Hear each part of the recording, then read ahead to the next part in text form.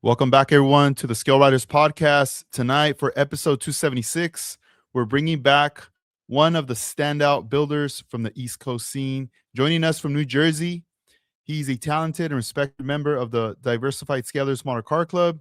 Year after year, he delivers super clean builds, perfect stance, and incredible detail work that always turns heads at shows and online. His style, consistency, and passion for the craft have made him one of the builders to watch in the 124 and 125th scale community. Please welcome to the show Vision 124. What's up, brother? Yo, what's up, Edgar? What's going on? I'm good, man. I'm good. Just trying to stay warm, dude. It's Yeah, like cold over here. how cold is it over there? Because I could talk to you about cold over here in the east. Yeah, I mean, yeah, it's not gonna compare. I bet Right.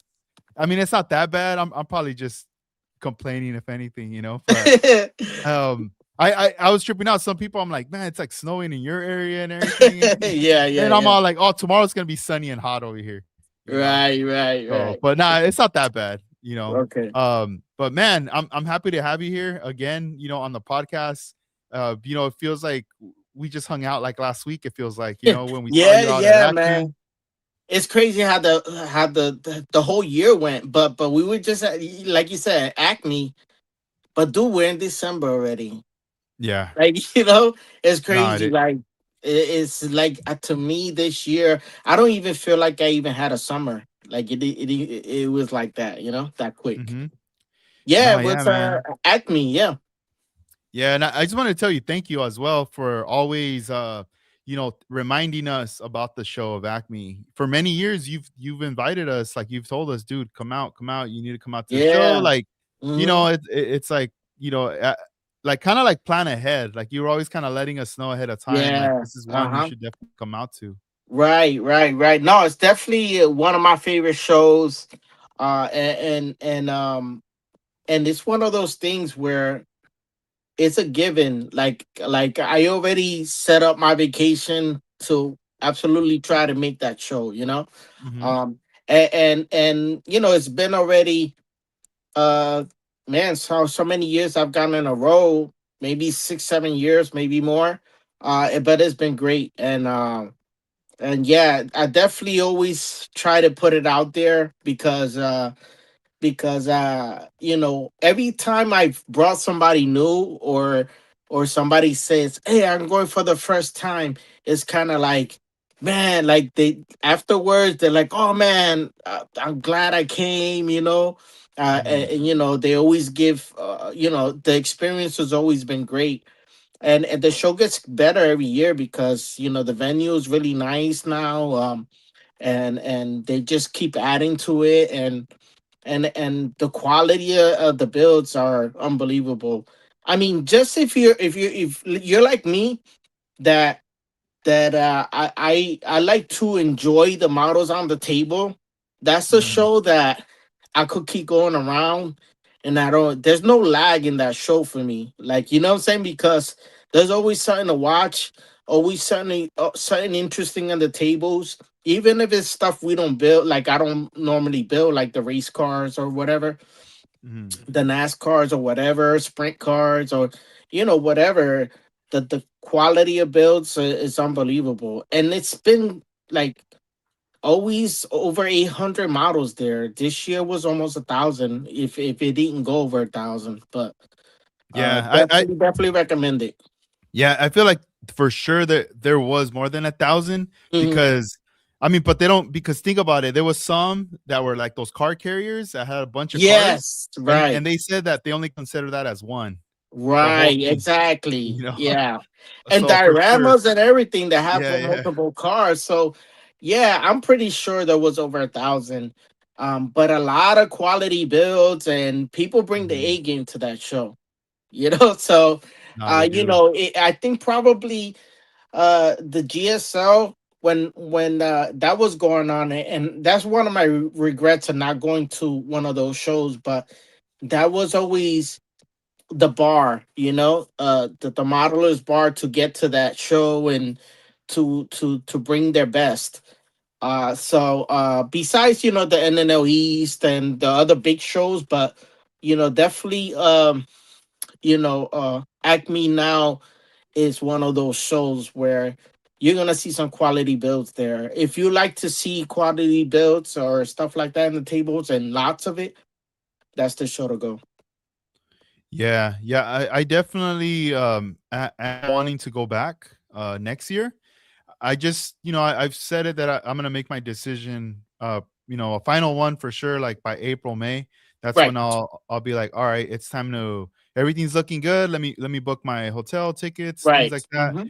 And even right now, I've just been kind of doing a lot of planning, trying to see, what other shows am I gonna go to? Obviously, the Right. the local ones, I am gonna attend that, but I'm trying to think Yeah. like what else outside of California. Right. So Acme being one, later I know we're gonna be talking about shows later in the Yeah. episode, but I did talk to Armando. I did tell him, you know what, I think we should come out to Georgia show together. Like we should fly out there to New Jersey to experience an East Coast show. You know, Absolutely. That'd be for great, man. yeah. So when that time comes, that's Yeah. something that we've been talking about considering as well. Even Hmm. like next year, I wish I would have been able to go to NNL East, bro. But Right. Yeah. be Yeah. that same weekend as the SoCal Open Right. here. Right. Yeah. Not SoCal Open, the one before the left coast. The left coast, right, right. Yeah. So I remember Frankie talking about it, and actually at your podcast, I realized when he mentioned that, oh, unfortunately we did it for the NNL East the same, but it wasn't intentional, uh Mhm. but but but at least now he learned from it. He said, you know what, next year I'm gonna make sure it's not on that, because even Frankie goes to NNL East, so Yeah. and then my club, we helped run that show. So it, like, I wanted to go to the left coast show. That was the plan, to go to left Mhm. coast and then the following weekend stay that week and go to SoCal out open after. But it's not gonna work out because we have to work the NNL East. And this year, coming up in April, we need to help promote our show. That's in it's still not locked in the date, but it's gonna be somewhere in the end of September. So Okay. so at the end of the day, we need to, like, really, I can't miss the NNL East, like our show this year. But Left Coast is just starting now. It's the first year, so there'll be other ones. I'll go next year or whatever. I'll go another time. Yeah, it always seems like planning a show, like the dates is like the toughest thing because Yeah. you don't want to, you're trying to avoid throwing a show, hosting one when someone else is having a show, right? Because you're trying to Right. get as many people to come out to your show. And then you're looking at the months and you go like, all right, this one's not good. This one ain't gonna work out because of this, or so and so's getting married or whatever, Yeah, exactly. Yeah, yeah, and you're like, absolutely. man, trying to figure it out, you Yeah, know. yeah. If you guys want to come to East Coast shows, like I definitely recommend you guys go to NNL East. That's in April. Obviously, this year it intertwines with the Left Coast show, but in the future, like, that's the show to come over here because it's just massive, Edgar. It's a massive show, Mhm. you guys get to experience the NNO East, and at least you guys can be like, oh wow, you know you can see what people talk about when it Yeah. comes to that show. No, definitely, dude. Yeah, one of the highlights at the Acme show was when you had surprised Shane, aka Man Cave Models. You Oh know yeah, that yeah, Shane. that was a special moment because that was something out of surprise he didn't know. Even I was like, "Oh, what the hell?" Like, dude, that's Right, dope, right. you know? Yeah, I that came about, let's just say, couple of years before. uh I went to I went to Acme show, and then Shane invited me to his pad, which is, it's really, he lives in Cleveland, Tennessee, but it's only like an hour and a half from where the Acme show is. So Mhm. usually I have family in Georgia, so I've been staying at least 2 more days. after Acme. So I planned it where I said, okay, I'll go to Shane's and then I'll go to my cousin's after, you know. So Hmm. he had his F100 there, which he only had it not too long, but he already started working on it. And So I took a bunch of pictures of it. I was like, wow, this truck is pretty dope, you know.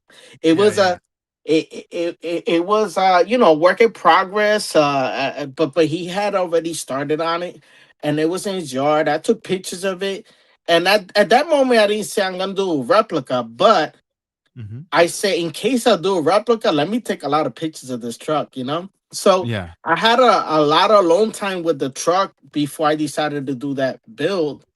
And then, you know, me and Shane are really close. Like, we met at Acme, and it was always like a core group of guys that always hung out together, and we were all from different places. We weren't from Georgia, so you know, we always end up being hanging out, eating together, like, you know, group of guys.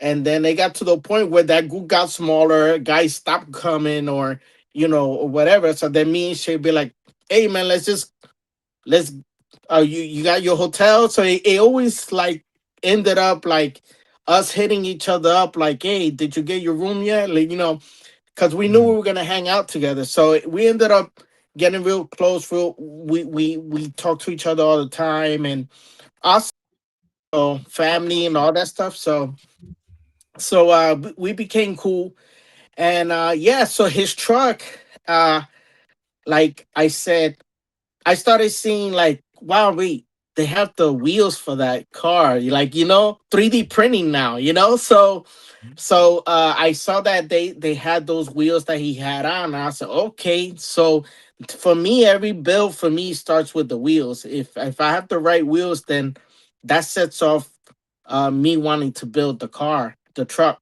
the any model, you know. So once I saw that it was actually Texas 3D Customs, he had those wheels that he has on the real truck. So I ordered them and I had them in my stash, and I said, "Oh, one day I'm gonna surprise Shane with this truck." And then I started gathering parts, and I wasn't sure I was gonna build it this year, but I actually was planning on unveiling a different build at Acme, but I don't know, Edgar. You know how it is. Some builds it's not that you lose interest, but you lose kind of traction. Hmm. Like, you know, during the middle of a build, like you get to a certain spot. Like I got to the primer stage where next thing what I had to do was just hinge the hood, the trunk, and then paint the model and keep going. But I got stuck there. I just like uh, I don't feel like working on it. You know, sometimes you get those builds, you know? Yeah, yeah. So I said, you know what?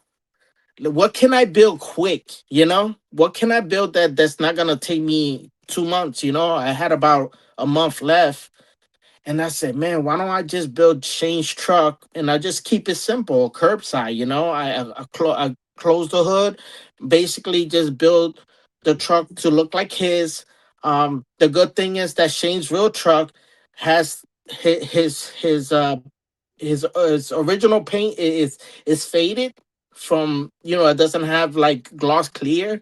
So that was another thing that like, I don't have to polish this car, like, you know. Like Hmm. thinking about what's gonna take me long to build, you know, to build the truck. And I said, well, I don't have to polish it, so you know, I'll just dull coat it, and I have the wheels, I have the kits, and the differences with the that's a Mobius uh truck model. And the thing is, they have his truck is a Ranger kit, but it's the short bed. So yeah, that one that you just, that's the long bed. So I needed parts from that one, and then I also got this one, which is the green one. Yeah, that one. And to just for the grill and to have short beds. So between those two models, I was able to use the Ranger kit is a long bed, which Shane's truck is not a long bed. So I used this one, this green box art one, to build his truck, and I used the parts from the long bed to make his a short bed Ranger like his. So basically, that's how it went, and that's just since I had the parts. And I said, I'm gonna keep this build simple. Let me just go ahead. I ordered the photo edge for it, and pretty much just started putting it together. And one thing I did want to do is Shane's real wheels are like the rings outside. They're like brush aluminum, So I didn't want to chrome them or not like that, or paint them silver. So I sent them to my guy, which is uh, Michael Newport, and he's on Facebook, and he does my aluminum rims like anytime I need him to do something. So I send them to him, and I said, "Look, I need the lips." I give him specs, and then he sends them back to me. I say, if you get them to me quick, I could get this done. So shout out to him. He gave me a quick turnaround, and he sent me back the wheels, and the rest is history. I just kept working on the model, and I told a few people, that I look, I'm gonna surprise Shane with this, and they was like, oh, even you. I send you a couple of pictures, and I said, you know what, I'm gonna build this truck. And the besides using the Ranger parts to make it a short bed Ranger, and the photo edge, like Shane truck, even the fenders and the bed had trim on the edge of the wheel well. So I scratch built that on that truck just because I'm details like those details. If the truck has it in real life, I want to put it in the model. So I worked on doing the trim on the bed and on the fenders, and yeah, I worked that out, and then at the end I bare metal foiled that because the real truck has all that stuff. And then yeah, I just added the details, and it was a fun build, man. I kept it simple. I just painted the whole chassis black and kept it simple under. The only difference, that said this stance maybe a little more aggressive on the model because I felt it needed it. But for the most part, the rest of the details pretty much match the truck. And then at the end, I said that the truck was almost done, and I said, man, it needed something else, like something in the back or something. So I just went and bought I went to eBay, and I put some boxes some four boxes, like Mhm. product boxes. They were already built. They sent them to you. So I ordered that to give the truck a little bit more, something to look at in the back. Give the truck a little more character. And then right before the show, I ended up did a base for it, to match the truck. And I still Mhm. had some of Shane's he gave us stickers that say Man Cave Models.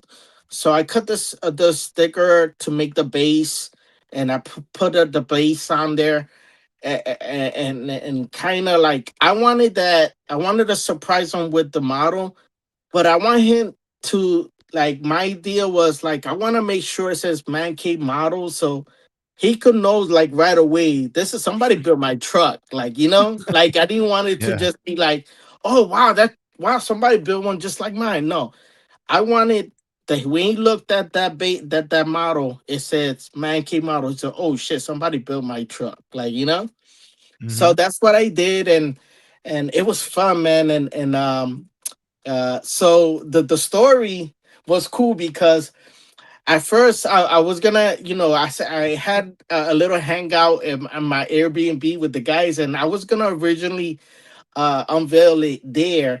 But some of you guys, even you and a couple of my guys, say, hey man, why don't you just do it at the show, man?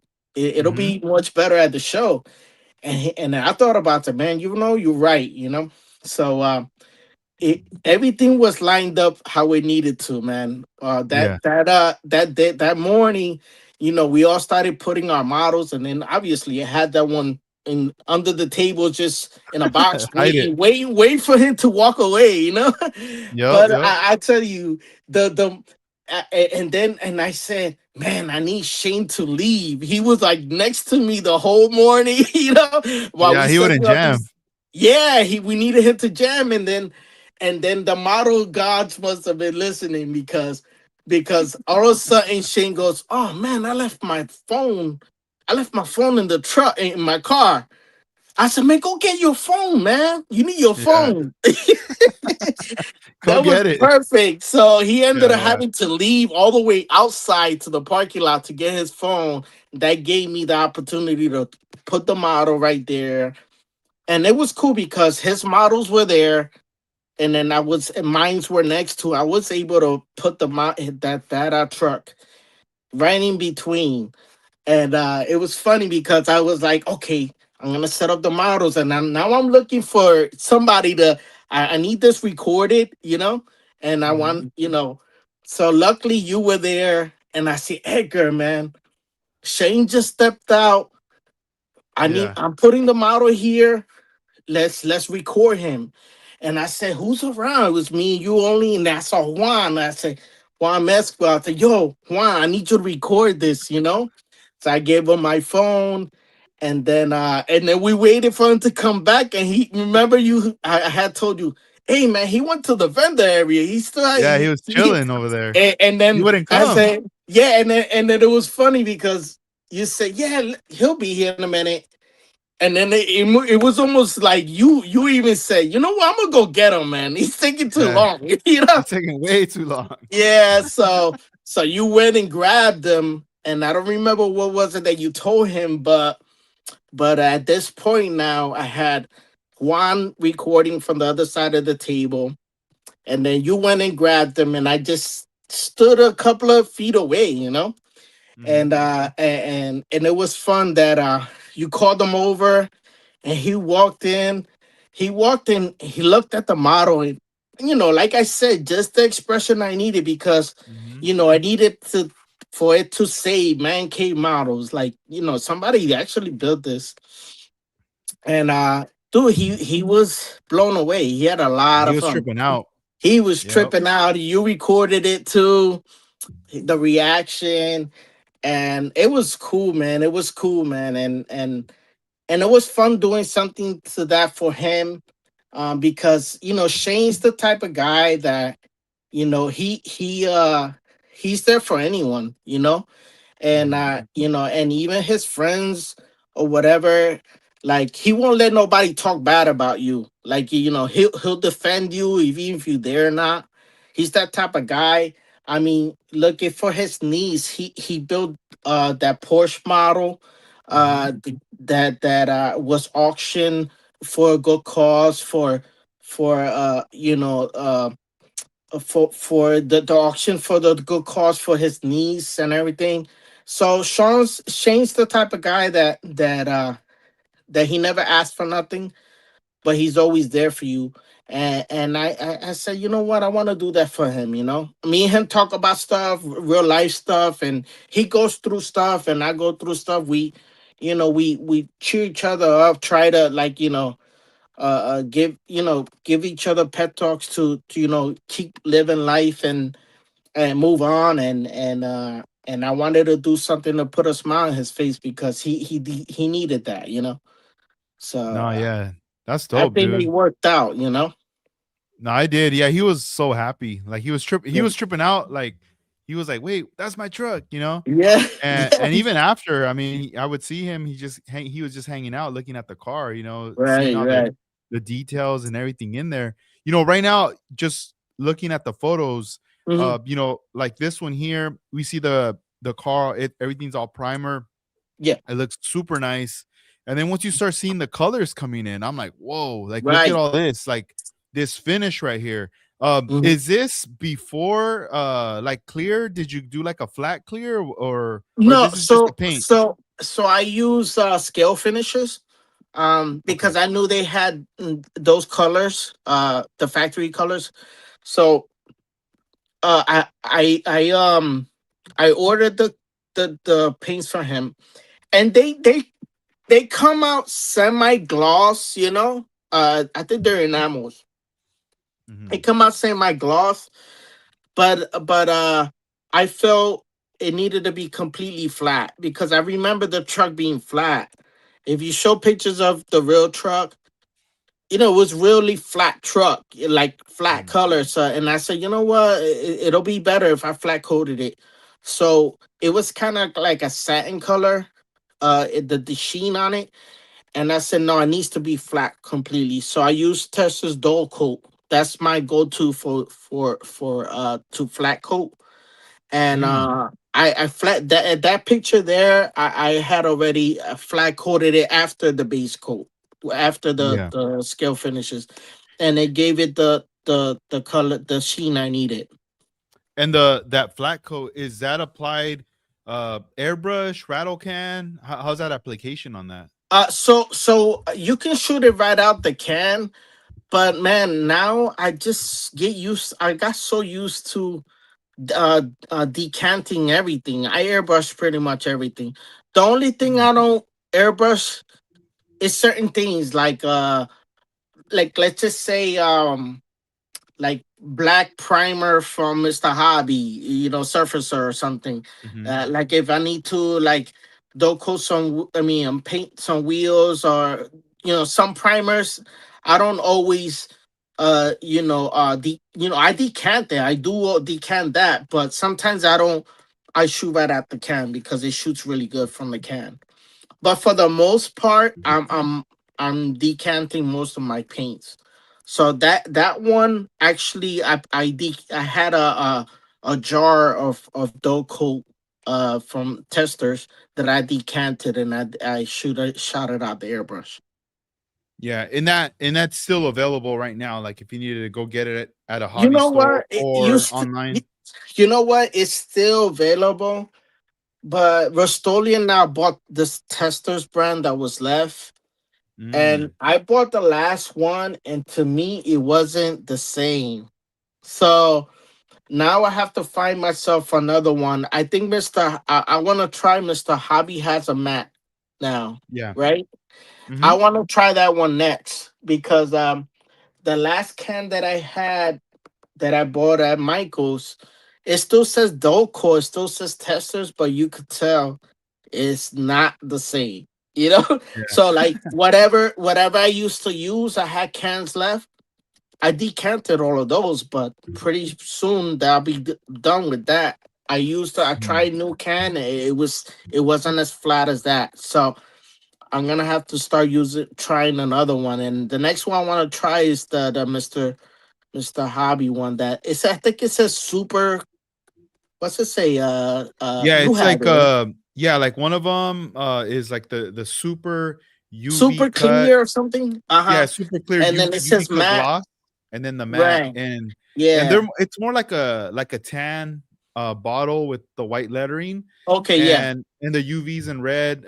From what I read, is those are more like the newer cans that they're coming out with, Yeah. because the previous batch that they were putting out, uh, uh, people were stating that the clear was yellowing over time, Oh yeah. um, Okay. and Okay. that these ones, it doesn't have that issue in there. Okay. Okay. So I that's what I mean, tend to carry the most are those. I'm gonna look into a dull coat, something that's gonna flat coat it like the old testers because I use it a lot, Edgar. Like for my leathers, like my interiors, I dull coat almost all of my leather, my interiors. Uh, Oh, so nice. so yeah, I'm gonna look into what's the best, even if I have to buy two part one or whatever that's gonna Mhm. use. Yeah. But yeah, so with Shane's, I did like even his interior. He had a bench seat that was like cloth. So I just kind of mimicked what he had, and then painted it two different kind of blues, so it kind of resemble what he has. And I got close, um, but at the end of the day, I didn't want to not finish the model, like Mhm. there's always, you can go even more crazier, like add even more and more detail. But then some of it's like kind of like, you know what, just get done with what's most important, and those little things, they're not gonna need it. But for Yeah. the most part, I got everything that was important for me to do for the model. and it was great. It was great.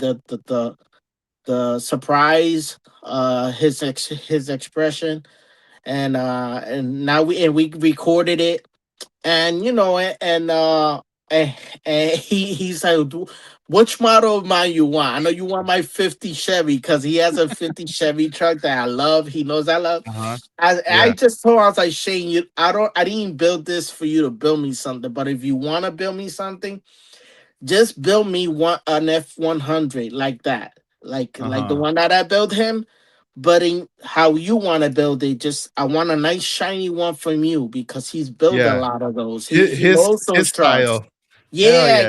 Nah, he exactly. kills it, bro. So yeah, That a- and then he sent me a picture. He be like, what about this wheels? I was like, look, just surprise me. You know what I'm saying? Mhm. I I don't even want to know. I don't even need it right away. Just surprise me one day with one, and I just want your style slammed, and Yeah. yeah, he goes back, but it was cool. And then afterwards we actually took it. He took I gave it to him to take home. Well, Mhm. before that, the truck did get picked to photograph. So it did get photographed at the show.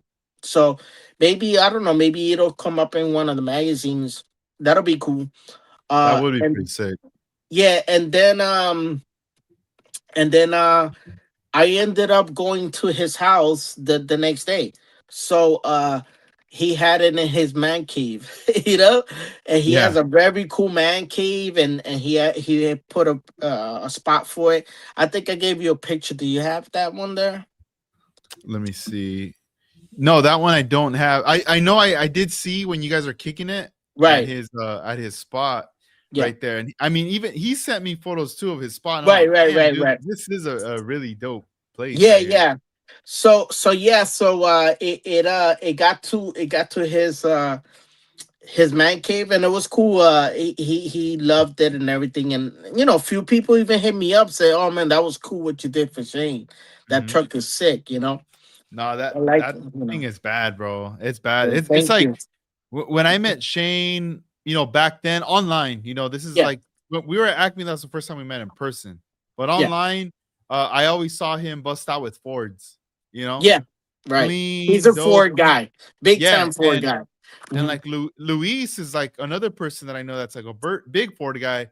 Right. So Luis would always be like sharing his stuff to me, like, "Oh, check out this guy! Look what he's doing. This is like dope." So I Yeah. started seeing his stuff, and then I started seeing some of the videos of him like on YouTube and stuff, and just things that he was like, "Oh, I met this one guy at a show, and I brought my cars over." And like a lot of these people, they want to buy the cars, but I'm like, no, I don't, I don't sell them, kind of Right. thing. Right. Right. And I'm Yeah. like, damn, bro, like they're quality, Right. Yeah. and Absolutely. now, when we got to hang out, I got to see them in person and like Yeah, everything, and I was man. like, damn, they're bad. Yeah, man. Going back to that Acme show, I'm super glad that you guys went, and you got to meet him. Certain guys that you done podcasts with before, you were able to meet in real life. Yeah, dude. Oh So yeah. that was cool, and I did a this time around. I invited people over to the house, Hmm. just to have a night to kick it, because Acme has the host hotel, and they have their Friday night where you can register and do your thing and meet guys and everything. But obviously, I can't just put a formal invitation to everybody. I'm only in the Imagine. Airbnb. Imagine, right? That'd be crazy. Like everyone's just like coming over, like, yo, Yeah, you know. exactly. But yeah, so I invited you, I knew that you guys were coming, and then I invited, Wes and a couple of guys, just because, I had to keep a limit. But it was Yeah. great. Frankie the Greaser went, and you guys from the, and Josh McCall, he goes to the shows over there. I Hmm. got close with him too. So now he looks forward to, he said, "Hey George, you're gonna rent a house, count me in," like. Hmm. So yeah, man. That show was awesome, man. So Yeah, it we is a had a good trip time. though when you meet your friends and just like people, because even like Josh, like I didn't know he was gonna go until I started, like once we were getting close to the dates, I was like, oh, he's gonna Yeah, be there too. Dope. I'll get to yeah, meet him yeah. there. Right, And then we finally got to meet, and he's been on the podcast too. right. And Exactly. Yeah. we've chopped it up online and everything. So it was just nice, like, all right, like to meet him, Mhm. in person. And And he even comes. And he even comes right from there we're Florida. recording. Uh huh. Damn, that far. Yeah, he comes from Florida. So, at the end of the day, like, that's why, I tell you, people go to that show because it's a good show. I mean, Hmm. the modelers that go, I mean, Gary Seeds comes from the Carolinas over there. He didn't go this year Yeah. because I think he was under the weather, but I've seen him the last couple of years Hmm. at that show. So yeah, Over people there. travel from far to that show. So I definitely Yeah. recommend it. I'm glad you guys went. It was cool hanging out with you guys at a different place other than California. So that was also cool. Hmm. And we had a good time at the Airbnb too, and at the Acme host Friday night too was cool. Yeah. Nah, yeah, it was fun, man. Like I felt like it was very like it was meant to be, like to Oh, go, because absolutely, yeah. everything went very smooth. Hmm. Getting there, the trip there, back, and everything. It was like super cool. You know Hmm. what? Right now, I'm digging through some of the pics. Let me see. I'm gonna pull something up right now, Yeah. and I'm gonna show you guys the display. We gotta show it. I found it right Hmm. here. Okay. That's one from the show, and then let me see what else I'm gonna Yeah. pull up right Uh-huh. here for Yeah. you. So yeah, that's good. I'm Oh, glad you those are brought the that one up. boxes. The boxes Right. right there that you got. Right. That's Right. that's cool. Yeah, so those, because a lot of people ask me, "Hey, did you make those boxes?" So I said, "Let me send that picture to Edgar, so then people can see. This is the seller right there. He's on eBay. So I got the boxes from there. If anybody's interested, go to his thing, and yeah, if you see those pictures, you see how it says Man Cave Model. So I wanted him to, as soon as he saw that truck, that's his truck. Like at the end of the Yeah. day, it's not something that it looks like his. No, it was his. Yep. That's Yeah, no, bad, and dude. it was received well, man. People liked the truck, and I was like, that's cool. But yeah, that was a lot of fun, and you know uh building it for a friend was even better. So I'm glad it's in his collection. It went to a good home, and I know he's gonna cherish that. Yeah, dude. Nah, it's a really nice model right there. Hmm. Let me see here. I was trying to see if I see something else to show here for you guys. But real quick, let me give a shout out to everyone in the chat, because I know we got some Oh homies right here in yeah, the chat. let's Let's see see here. who's on there. So we Slowly got models. Hmm. Slowly Models, Juana Mezcua, Tom Tom, Armando Flores, also GZ26. Hmm. And let me showing some love right there. I see Mars Thank Garage. Yep, Mars Garage. David Wivkoff, Big Dave. What up, man? What's up, Yeah, dog? what's up? The Oh homie yeah. Ani works. Oh yeah, OmniWorks right Louis. there. Nice. All the way from Yeah, man. Texas. Yeah, that's Awesome, my man. guy right there. I'm on the floors. What's up, bro? Dang. Hey, let me show you this. OmniWorks has sent me something. Mhm. Check this out. Like a while back, Yeah. he drew this for me right here. Check that out right there. Oh, that's sick. The Oh EF9 man. with the scale writers Yeah, right that there. is sick, man. Send me a Yeah. picture of that on my phone Yeah, yeah, later. I want yeah, to see yeah. And that. I'm like, oh man, the EF9s, bro. Those are dope. Those, yeah, that's dope, man. I'm I'm a like, big EF guy, so. I'm like, that's like a one of one Oh original, yeah. Oh, sketch and absolutely. everything by him. That's sick. So That's thank sick, you, man. man. Thank you for getting that to me. It's part of the collection now, right here. That's an So that's OG friend of mine from right when I started back in the models, and I was always uh impressed with his work, and he Mhm. inspired me to build my 510. The 510 that I build was inspired by his 510 that's in, which is sick. And yeah, Mm. he's awesome, man. That's dope, man. Hey, in the That's future, a sick drawing he did. yeah, in the future, OmniWorks, you got to be on the podcast, man. You got to let Yeah, me know if you're absolutely, down. man. You got to do it. 100%. I think it'd be 100%. dope. What I was gonna say, so now that the this year's almost wrapping up, we're in December and everything, and obviously there's gonna be more shows coming up. But right now, what's kind of like currently in the works for you as far as like builds and projects? Right. So basically my builds, a lot of my builds being that I don't build fast, I need to kind of like plan for shows, builds Mhm. that like that I want to bring out to shows. So now we're in December now. So basically for me, local shows is will be the first one will be the one from our club member Ricky Wallace, and that's his show, which is it's more like a hangout. It's no Mhm. words. It just put your models on the table. It's called Model Cars and Coffee. We've talked about it before. If you do, you have the new flyer that he made. He just Yeah, made a I new just pulled it flyer. up Okay, right yeah. here. There we go. Yeah, that's a sick flyer.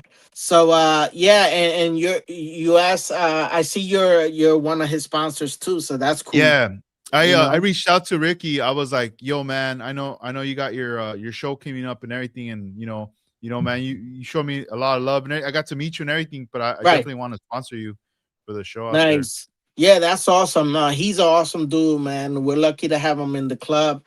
Yeah, so that will be his first the first show that kicks off kind of our local shows. So it's on March 22nd, and yeah, so I want to build something for that. Um and I do have some stuff on the table. I don't know if it's gonna be ready for that, but i do have um I do have a Chrysler on the table that I just mocked up yesterday. I wanted something like kind of piggybacking from my building my Corvair that was more like a luxury, elegant kind of car. I Mhm. always had this. I had mocked this car up a while back, which is the 300 1955, and I had a set of wheels for it, but now I went a different direction. I got one some fat whites on it. So I ended up going and see what spoke wheels I have, because I still want the car to look elegant. And I ended up going through my Davin's OG wheels, the ones that went, if you remember, Edgar, he had he before he had tires, he was just selling wheels. He didn't have Mhm. tires. So I digged up those wheels, and I said, man, these are so beautiful. I don't have tires for them. Yeah, So they look so I nice. start, yeah, so I mocked it up with that. I have those white ones are Model House. They're resin. And they're fat whites, and those are the same ones that I use on my green truck, that is the bomb truck. So Yeah, do you know what's the number on those tires? Because I know they number them on their website. right, so this one here is 110. 110. I gotta Yeah, write it down. They look right. dope.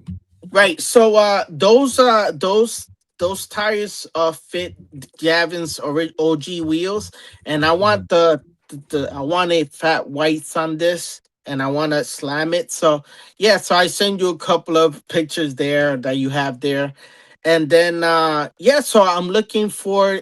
I have a couple of plans for this one. The only thing is paint, because I Mhm. there's different ways I can go about it, but I want it to look elegant still. So Yeah. it might be in the metallic range maybe. But I'm gonna work that all out, and I have some plans for it. I want to rework the bumpers on this car, because the front bumper, the sides of it are kind of like round and bump like a, Hmm.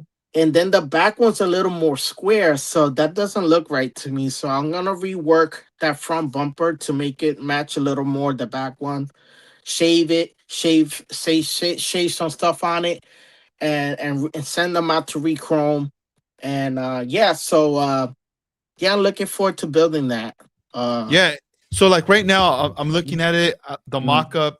We see the wheels and just the mm. stance, like the body is just on the floor, like hitting. Yeah, And lane let's say, frame. and you're like, all right, lane frame. This is Mhm. the look that I want. Yeah, And obviously, you start, fitting in all the parts, the interior, and you start mhm, noticing, dang, like the stance is changing, right? It's getting higher and higher. right. Um, when do you start making decisions as like, all right, I might have to section this, or I might have to like, you know cut Yeah, this? Is it more right.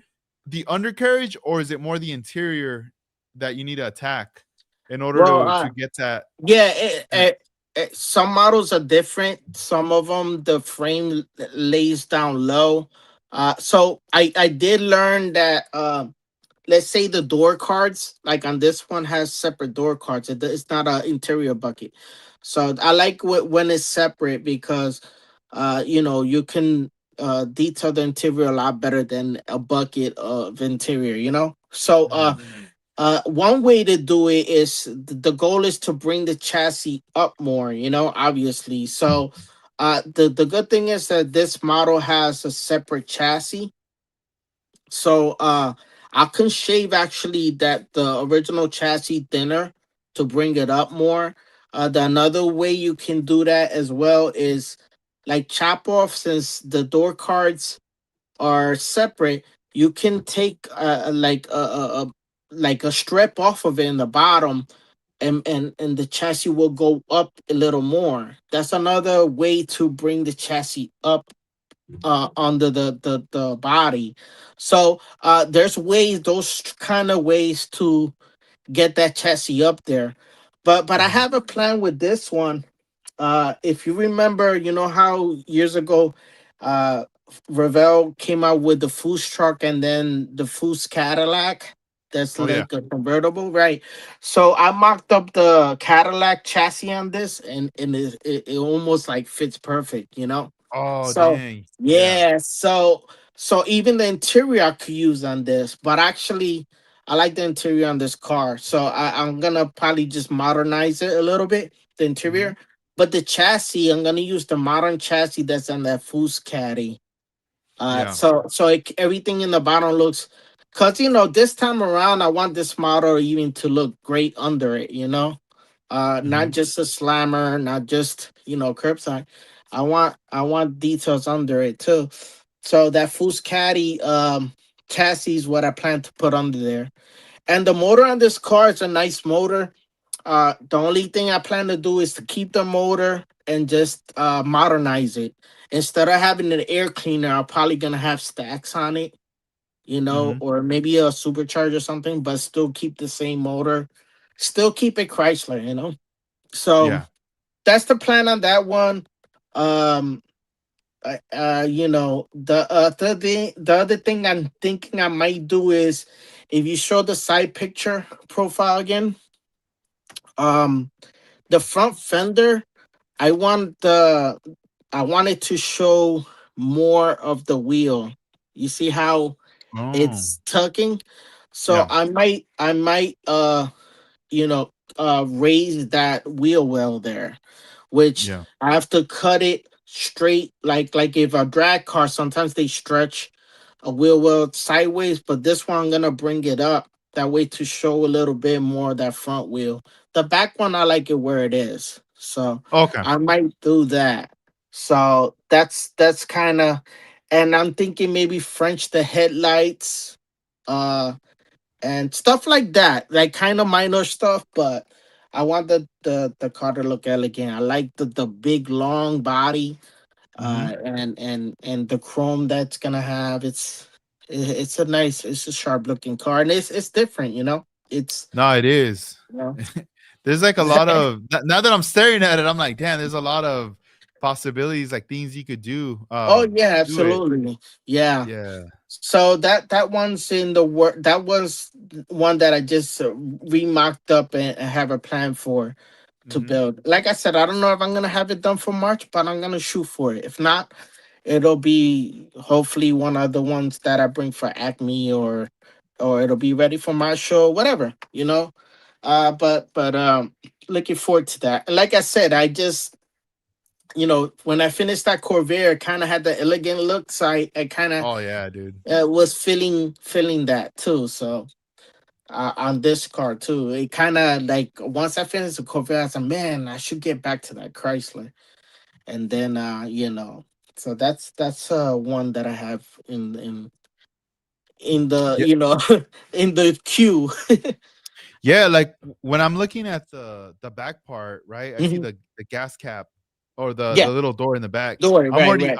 I'm already thinking like, man, I'm pretty sure George is gonna like fill that in, get rid of it, and put it in a different area, like Right, like right, somewhere where we don't even think about it, because it's kind of like when you did the Corvair, I was like, yo, right. like that looks dope. The Exactly. location where Right. he ended up putting that.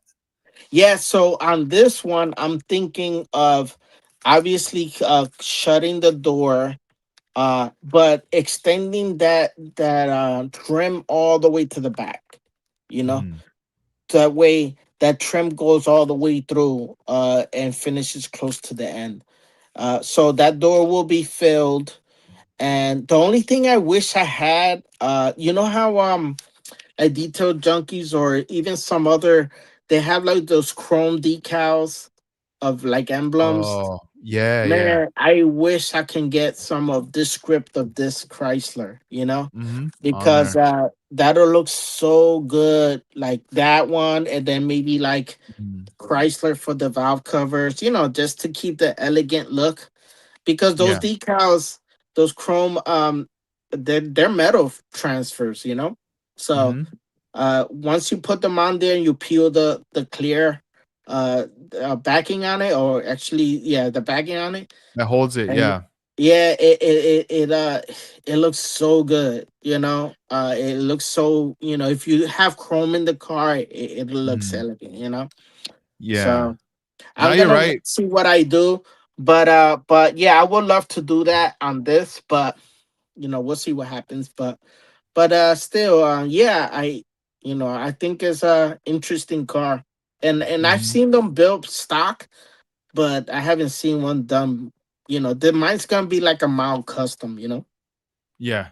Mhm. No, yeah, going back to like those like the script, like the metal stickers, Yeah. Mhm. like Zoom does a bunch of them, Right.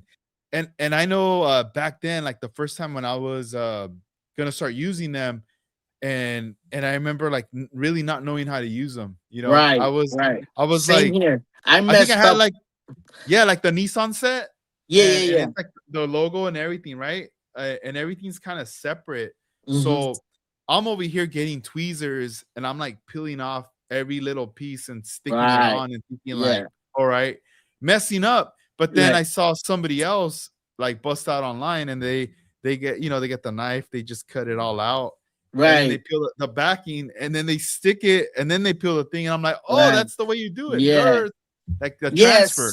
Yes. Yes. So what I noticed is that the thing about the zoom out ones, for some reason, that that clear tape backing that it has, or in this case the opposite, it kind of pulls the transfer back with it, at times. So it's tricky.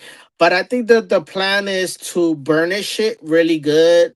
That way it would stick really good on there, and Mhm. then burnish it really good before you start peeling it. Carefully peeling it, and if it starts pulling it, then you have to kind of burnish it again. It's tricky, but if you get it right, it's awesome.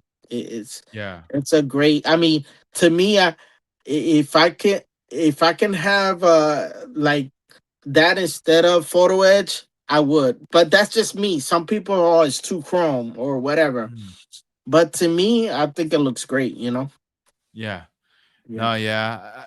It would be nice. So, like you said, like somebody to come out with like a dedicated sheet, chrome Yes. sticker sheet just for like that car or Right. particular models, because you know if somebody down the road is gonna build one, they have those options now for that Yeah. I car. mean, I was thinking about, getting, see if I can get a company that'll back me on doing this, Mhm. and do like all the Impalas, like like start off with the most the most popular kits, you know what I'm saying? Like the Yeah. Impalas, maybe this Chrysler, certain cars that have a lot of like nice, elegant emblems, and see how that goes, maybe it might start off something, it might kick off from there to doing it for RC cars and stuff like that. So Yeah. that's something in my mind to try to probably,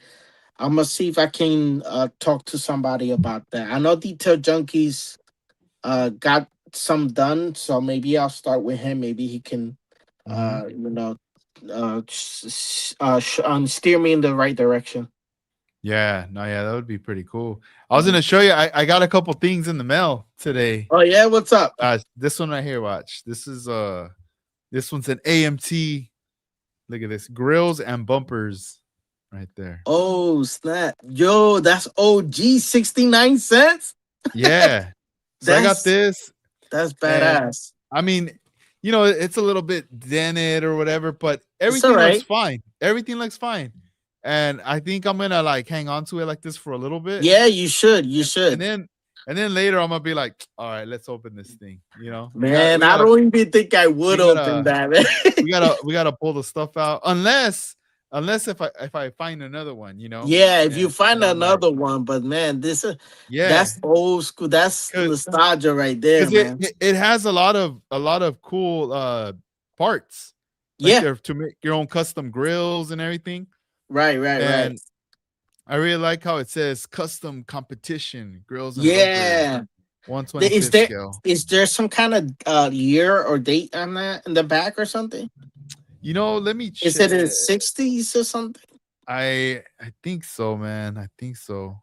It doesn't say the date, but I would assume probably like maybe like late 60s or something. Yeah, yeah. On here. But it does have the AMT Corporation, like the PO box, when they were in Right, Troy, Michigan, you right. know. So that's I pretty mean, neat. So think about it. If it's printed on there 69 cents, that mhm. right there is so cool, man. That has to be Yeah.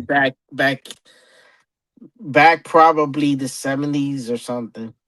Yeah, and then I got this other one. It was like I kind of got them together. This one right here. But this is Revell custom car parts. Okay, yeah, nice. These parts are missing here, but they're actually over here. They're laying down. They fell off, Oh, that fell and I off of the tree. Okay, yeah, yeah, yeah, yeah, yeah. and then that's the back right Man, are here. you gonna show this like in a live or something that you do later, or at Yeah, like least yeah, like in Instagram or something? yeah, I'm gonna show these later. I was just like, man, I gotta share these to you. These are Yeah, these that's are cool. cool, man. I And love then stuff like that. and then right here at the bottom, in this little bottom corner, it says California Custom. And Yeah, I'm that's like, cool, what? man. I'm like, damn, this is pretty cool. But it looks like everything was kind of the type when they packaged this, it was almost like they like, or was it pre-shrunk like the Oh yeah, plastic right, right, into right, the right. part? Yeah, yeah, yeah, yeah, yeah, So yeah. yeah, it's like different. Yeah, like The they vacuumed it, vacuum formed it or whatever. Yeah, yeah, something like yeah, that. here. Put this one right here. I like when you show us those old school, I mean even the modern magazines, but when you come up with like the ones from the '60s and stuff, like when you showed Mhm. that George Barris book and everything, dude, I was blown away. That's cool, man. Like for us model car guys, Mhm. like I find that shit, that stuff real interesting, man. Like, you Yeah, know what I'm yeah, saying? yeah. Like Mhm. you start thinking like, man, how did this all started, or whatever, Yeah. or like when you hear a name like George Barris was really big, you know, in throwing his shows and everything. That's Yeah. cool, man. You know, that's Yeah. awesome. Yeah, I found some like in the mags like some photographs of collaboration. It's like Barris had like his own paint line, and then there's this one photo. Later I'm gonna post it, but it Uh looks huh. really elegant. The packaging, it's like Uh two huh. two cans together, Yeah. and they have some type of like cardboard on there, and it's like Ah, they were calling it colors and all this stuff, and then there's a lot of magazines with him promoting and showing people how to use his colors to nice. come out with combinations, and it was really nice, like the combos that he was like selling, Yeah. that they were selling and stuff. Right. And just kind of backtracking now, I'm going further, right? I found some magazines that say like model cars and it says 1955, like in a Mhm. mag, and I'm Yeah. like, oh, all right, cool, so we're going even further. But then I'm gonna take the risk and I'm gonna buy some, but I Yeah. almost get the feeling that the wording at the time, it didn't mean model car kit. I think when they say model cars, it's more slot cars, Okay. because Yeah. Yeah. Cause I that I I came that across was some big. That was big back then too. yeah, like I came across some stuff that would say like, like this magazine is gonna be featuring model cars, like how to style or how to customize your model car. And I'm flipping through the mag, and when I get to the section, I'm like, oh, they're talking about like just the body, and then Right. to Right. put Right. it on the chassis of a slot car. Okay, so then later the kits, companies were popping up the kits, and that became hot. So then all these magazines were coming out with articles because it was a hot thing Wow. that I'm noticing from all the things that I'm collecting is like things from between 60 and like 63.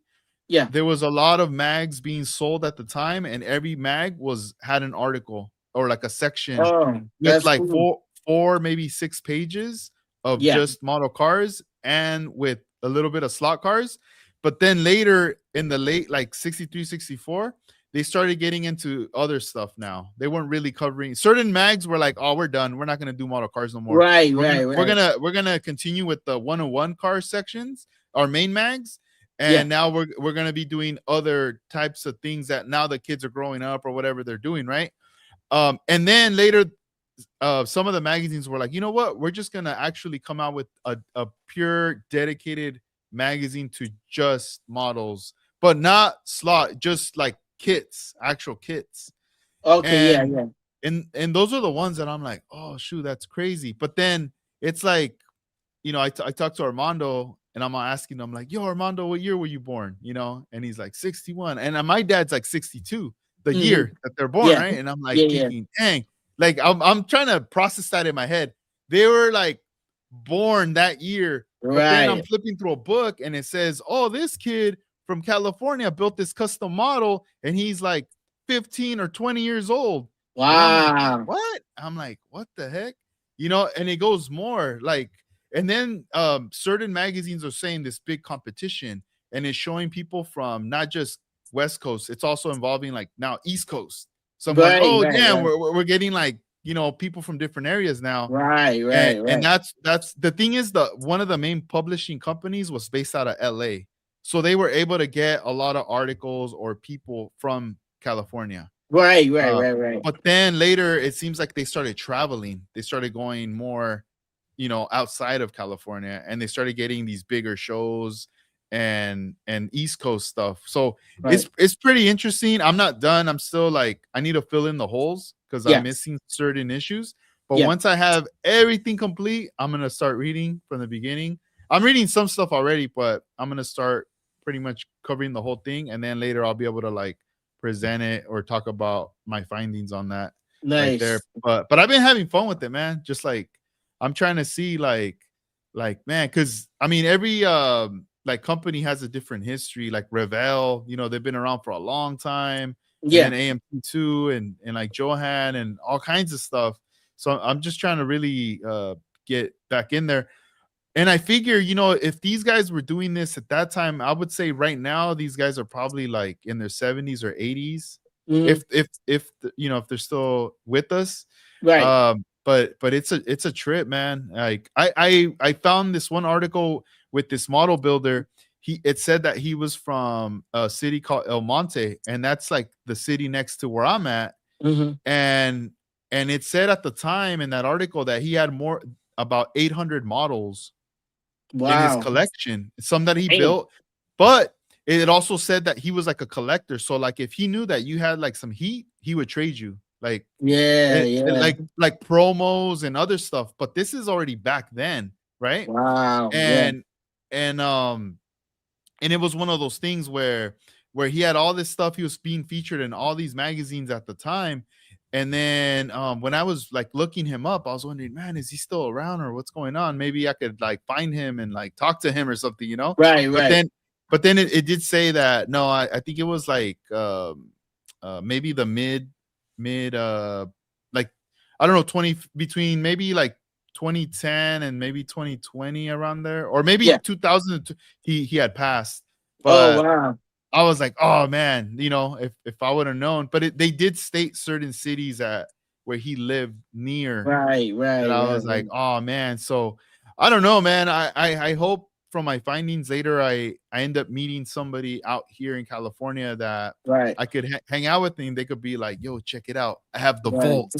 We're gonna open this up Yes. and I'm gonna show you like all this cool stuff. You Right, know, right. Nah, like you but it's never know, cool, man. man. It's cool you showing us stuff that we didn't even know existed or whatever, or how it was modeling back then and what was available, and who was involved, and you start thinking back, like even like Jim Winfield and everything they talked about, like they started when they were small or even kept going building models like model cars, Mhm. so Yeah, even I've heard Chip Foose and Kindig, all these builders now that they started with Hot Wheels and then model cars, so it's cool because it's good to hear those stories, and and we're doing the same thing that they were doing too, but yeah. now here in the future. Yeah, and that's the thing. Like, to me, it's like we're still practicing it. Like Hmm. when we go to shows, um, we have models, and then you have vendors, Right, and um, there's hobbies within the hobbies. There's guys that they love model cars, and maybe they're not building, but they love collecting promos. They right. love collecting Hmm. resin, and Yes. to them, it's like history. They're collecting like pieces of history, and they're holding on to them in their collection. Right. And eventually, they might be like, oh, maybe I'll sell it, or no, I just really like the way it looks, like that. Right. To Uh-huh. be able to tell a story Right. regarding that model. and we're always in the hunt. It's fun because every modeler has a holy grail piece. We all have one holy Absolutely. grail like piece, and Hmm. not all of us are gonna have the same exact thing, which is cool. Right. We're all Yeah, gonna have different exactly. things. So whenever we do get to hang out, it's like, oh, what? Like you go to someone's house, you're gonna be like, dude, look at all Yeah. this stuff. Like it's kind of cool. Right. It's like you go to like Armando's studio space, you're gonna see all kinds Yeah. of cool stuff there, All right? kinds of stuff. So Yeah. you go back home and you're inspired, and then later you Mhm. go, dude, I got some pretty cool stuff too. Maybe later I'll Yeah. display it or whatever, but Hmm. we all have like things. And when I look at like, man, like these guys were doing that, they had a passion for it, a love for it. Hmm. And look, we're in 2025, about to be 2026.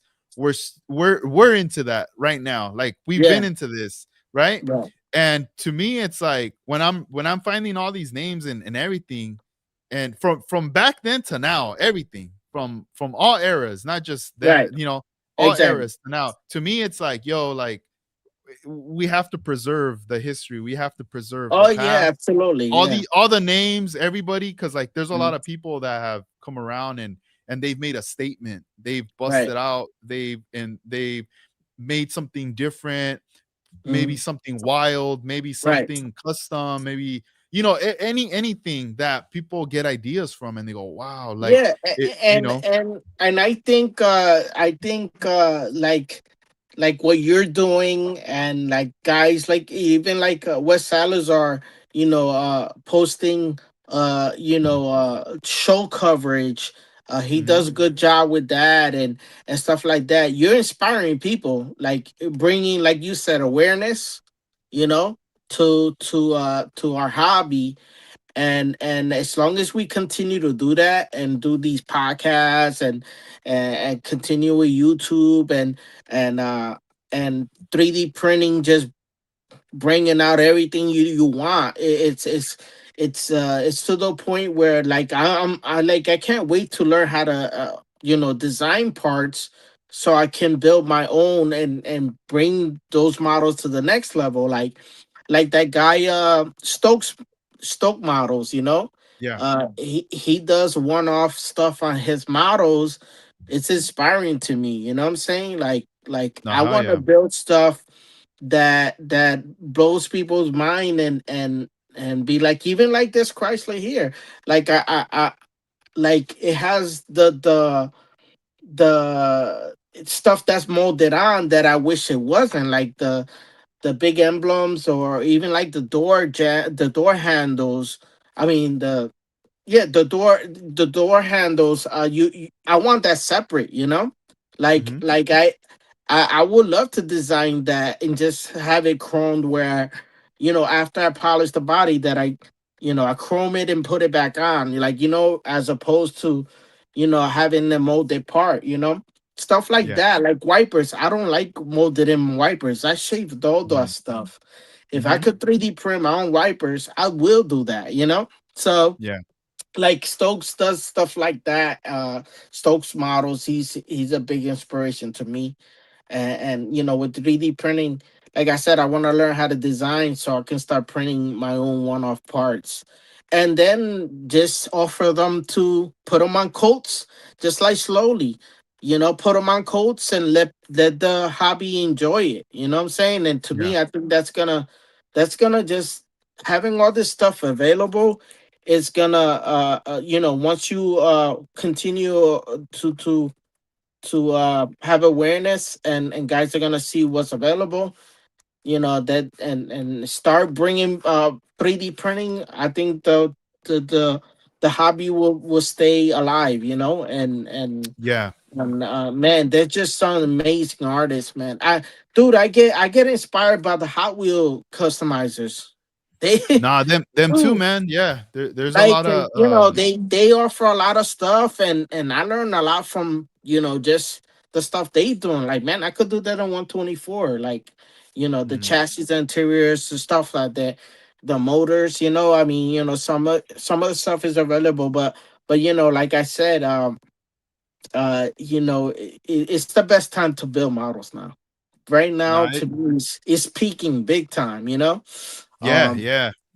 so Yeah. so I wanted the hobby to continue on, and as Mhm. long as we continue putting it out there, we're gonna inspire people. Like, I want people to come to my show and get inspired. Like, when we put that diorama there, have Mhm. people take pictures, and I want little kids, hopefully they come and they be like, oh, I want to build, I want a model kit.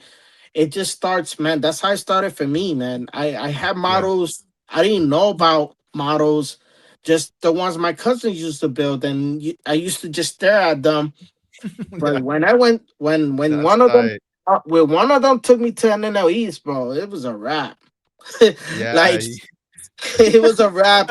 I couldn't believe the world. Like, there was actually people to could get together in a Mhm. place to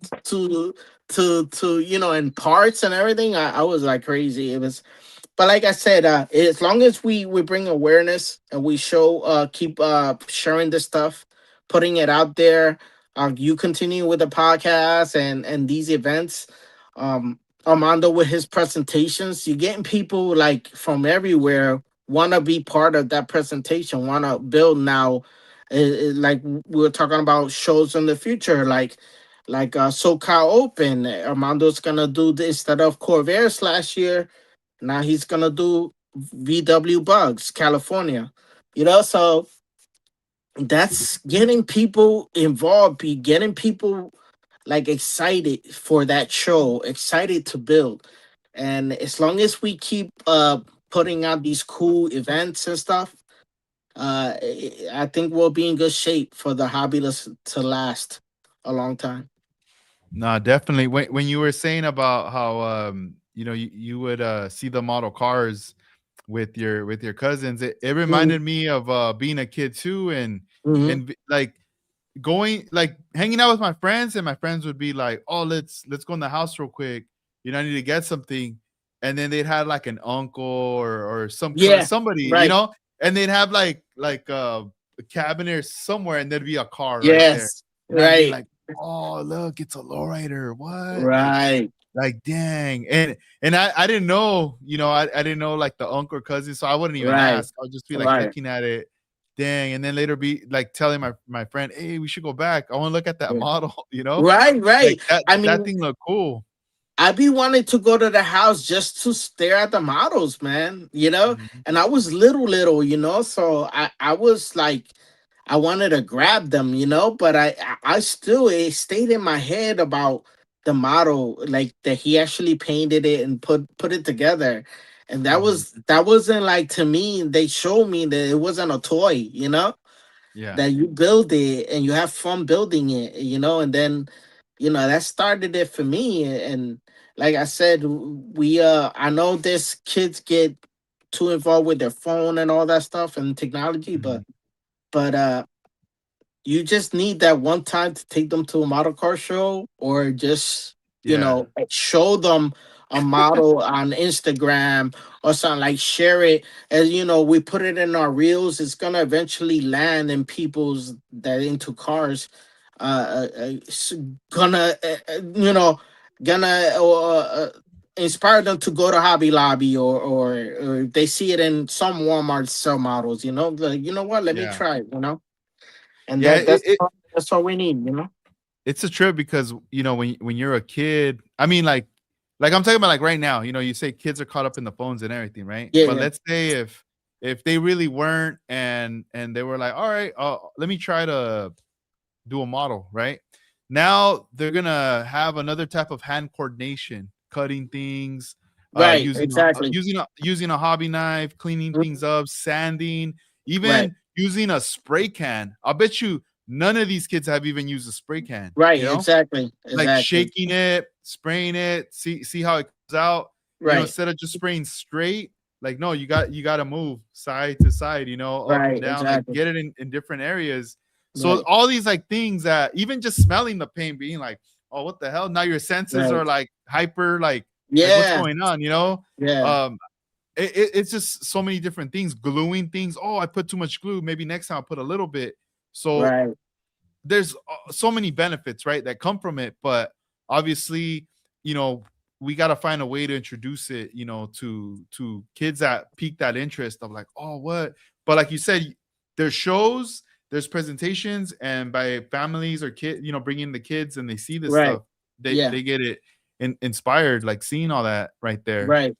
And Um, even if you don't bring them to the model car shows, if you as an adult, you end up having kids eventually, and they might want to build a model just because, oh, my dad builds them or my mom builds mhm, models, you know what I'm saying? yeah, And that'll they might start off with a Gundam or something like that, but still, it'll transition to probably, I'm gonna build a car too, and I just, to me, we're all artists. This is art to me. It's not mhm, just, oh, we build toy cars like, some people see it. yeah, No, this is art. It's no different to me. Artists are artists. Whether you do graffiti, you build models, or dioramas, or just uh um even merch, like, you do some cool clothes, you're still an artist. Like, to yeah, me, art is art. And to me, like, when I go to these model car shows, I don't really see it as everybody, oh, you're model car builders. No, we're all artists. mhm, That's how I want to, be known as, artists. yeah. And that's what it should be. No, yeah. Let's. I had just pulled up Armando's flyer. Let me go ahead and Oh, yeah. I'll start from the top. I'm gonna Yeah. read it out. Mhm. So this is a show for next year. Armando Flores presents Southern California Bugs, Mhm. collaboration with the best car modelers from all over the world. Sunday, May 3rd, 2026. And that's 8 a.m. to 3 p.m. $15 pre-entry, $20 at the door. Model entries limited to 15 per builder. Exclusive drawing for pre-entries only, and then juniors free, spectators free. More information, socalopen.org. And then there's the info to contact Art. So you guys, when you guys are looking at this flyer, the presentation that's on top, you know, that's all information, presentation that Armando's going to be doing. The bottom information, that's more, whether you're a spectator, you're planning on going, it's a free event. You could bring your kids, a family, and everything. But if you're thinking about, oh, well, I want to go to this event, I have model cars and I want to bring them out because this is also a competition style show. Mhm. Right there, it's breaking it down. So it's like $15 per entry uh, for the event. And also, I want to say you can pre-register online as well. I know Art's done it like that in previous Yes, years where you he could does have pre pre-register. Hmm. yeah. So any info, just visit the website there, socalopen.org right Right. there. And So we Art does real quick. Art does a really good job with that show. And guys, I had blast going to that show. And guys, you get double event because right outside it's a real car show going on at the same time.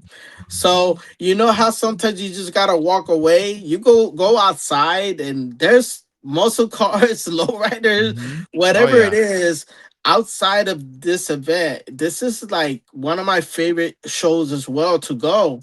And like I talked to R and asked her, "Hey man, you need my help?" And he just like, George, I can't believe you come here from Jersey, like like it's like, all Yeah. right, your show is really good, man. It's a really good show, and we have a blast. And now that Armando's now getting traction of starting to do more presentations there, getting more people involved, it's gonna help art, like get people awareness of the show, and people are gonna be coming that never came before, just for this event.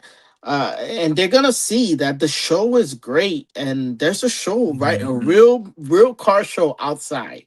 So yeah, yeah, we're building bugs this year. Nah, definitely. Let me also one of the comments here, let me pull it up. It says Mm. where the location. So I know it's not on the Do you flyer, have a but let me picture read of it his out. flyer? I have no, not the original one. Okay. This is the first time I actually see this flyer. I don't even know what Okay. the original, but it's the location. It's at the Rancho San Antonio Boys Home.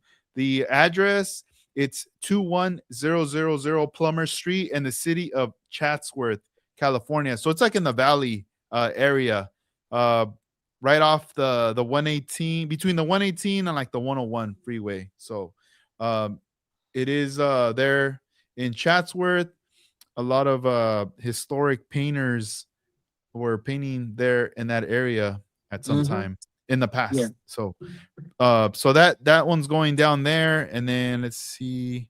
Let me When I know you're gonna post the arts flyer once you have it anyway. So yeah. just keep looking back and you'll see it. Yeah, I'm gonna so this one's May 3rd out here in California. I know George, like the week before you're gonna be, And then no east. and then at least. Right. And are you gonna be here for this one then? This following Yeah, weekend? that's the Okay, okay, plan. okay, I cool. plan to come to for this show. I am building a couple. I plan to build a couple of Beetles. I have one Uh-huh. already on primer, that we could talk about. But yeah, I plan to go to the show. It's a great show, guys. Oh yeah. This is Oh sweet. another good show. I recommend it because like I said, you get a lot for you for to come in this show. There's a real car show right outside. So Yeah, and then there's also it's like a one stop place. Like you pull yeah, up, absolutely. you get find your parking, parking's free. Yeah, You come through with the fam or by yourself, doesn't matter. You know, you show up yeah. and you look at the model cars, take a break, go outside, look at all the Mhm. one-on-one cars that are lined up, and also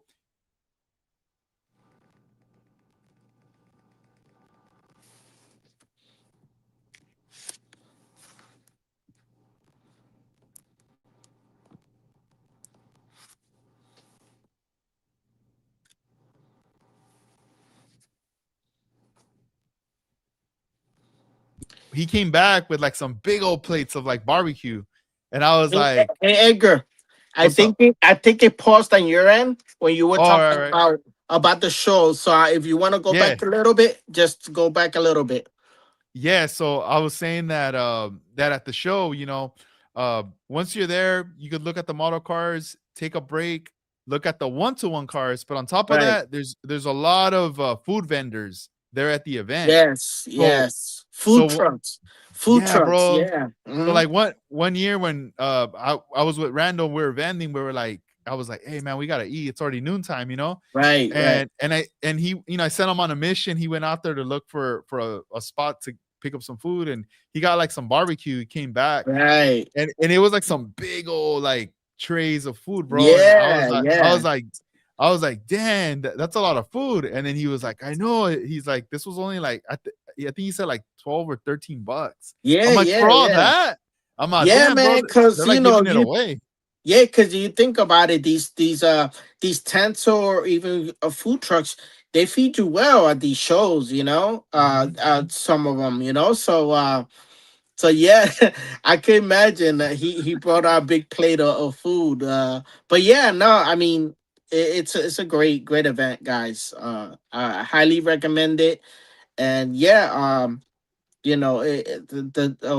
Amando's gonna do bugs, but like I said, it that the show attracts a lot of good modelers. Um, Teresi goes there. Mhm. A lot of some of the guys from MCBA. Uh, it's a good show. It's a good show. Yeah, there's a lot of heavy hitters for sure. Yeah, yeah, Like, yeah, absolutely. The from guys from SoCal. down. Shout out to Willie and down to scale. Willie, I think now starts taking pictures for dedicated at that show too. Yeah. So shout out to those guys. I miss those guys. I can't wait to see you guys again. But Yeah.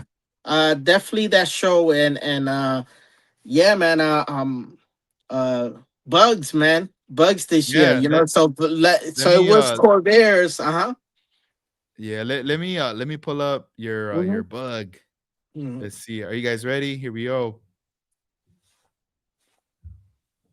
Tell us about the bug. Okay, let me know when you have it up. All right. Do you see it? It's up now. Okay, yeah, I see it now. All right, cool. Yeah, so basically this is the Tamiya kit. Same kit I use when I build my Herbie. So basically this time around just want a clean, really clean bug. And I have a paint scheme for this one. That's gonna be way different than what the Herbie was, but it's still gonna have the same silhouette, kind of the same slam look, but a little bit more cleaner. This one's gonna have chrome. It's gonna have a performance motor in it, and yeah. So I plan to build the a Harley Quinn version of a Beetle. So the Harley Quinn is not to confuse it with Harley Quinn Batman character. I'm talking about Volkswagen put out a Golf which they did different color panels and for the same bug. So I saw this picture that one of the bug and I said, man, I like that. Want to build that as a model. So Mhm. I inspiration from this one here. I want to build. my version, for that show. And this was a build that I already had planned, like maybe over a year ago. Like this was the bug that the build that I was gonna build for this year's Acme. But like I said, I kind of lost traction once I needed to do like the hinges and everything. I don't like doing hinges, so it kind of like derailed it a little. I Dean lost interest in the build, but I said, you know what, let me just jump on something else. But now it's okay because now I could unveil it at the SoCal Open.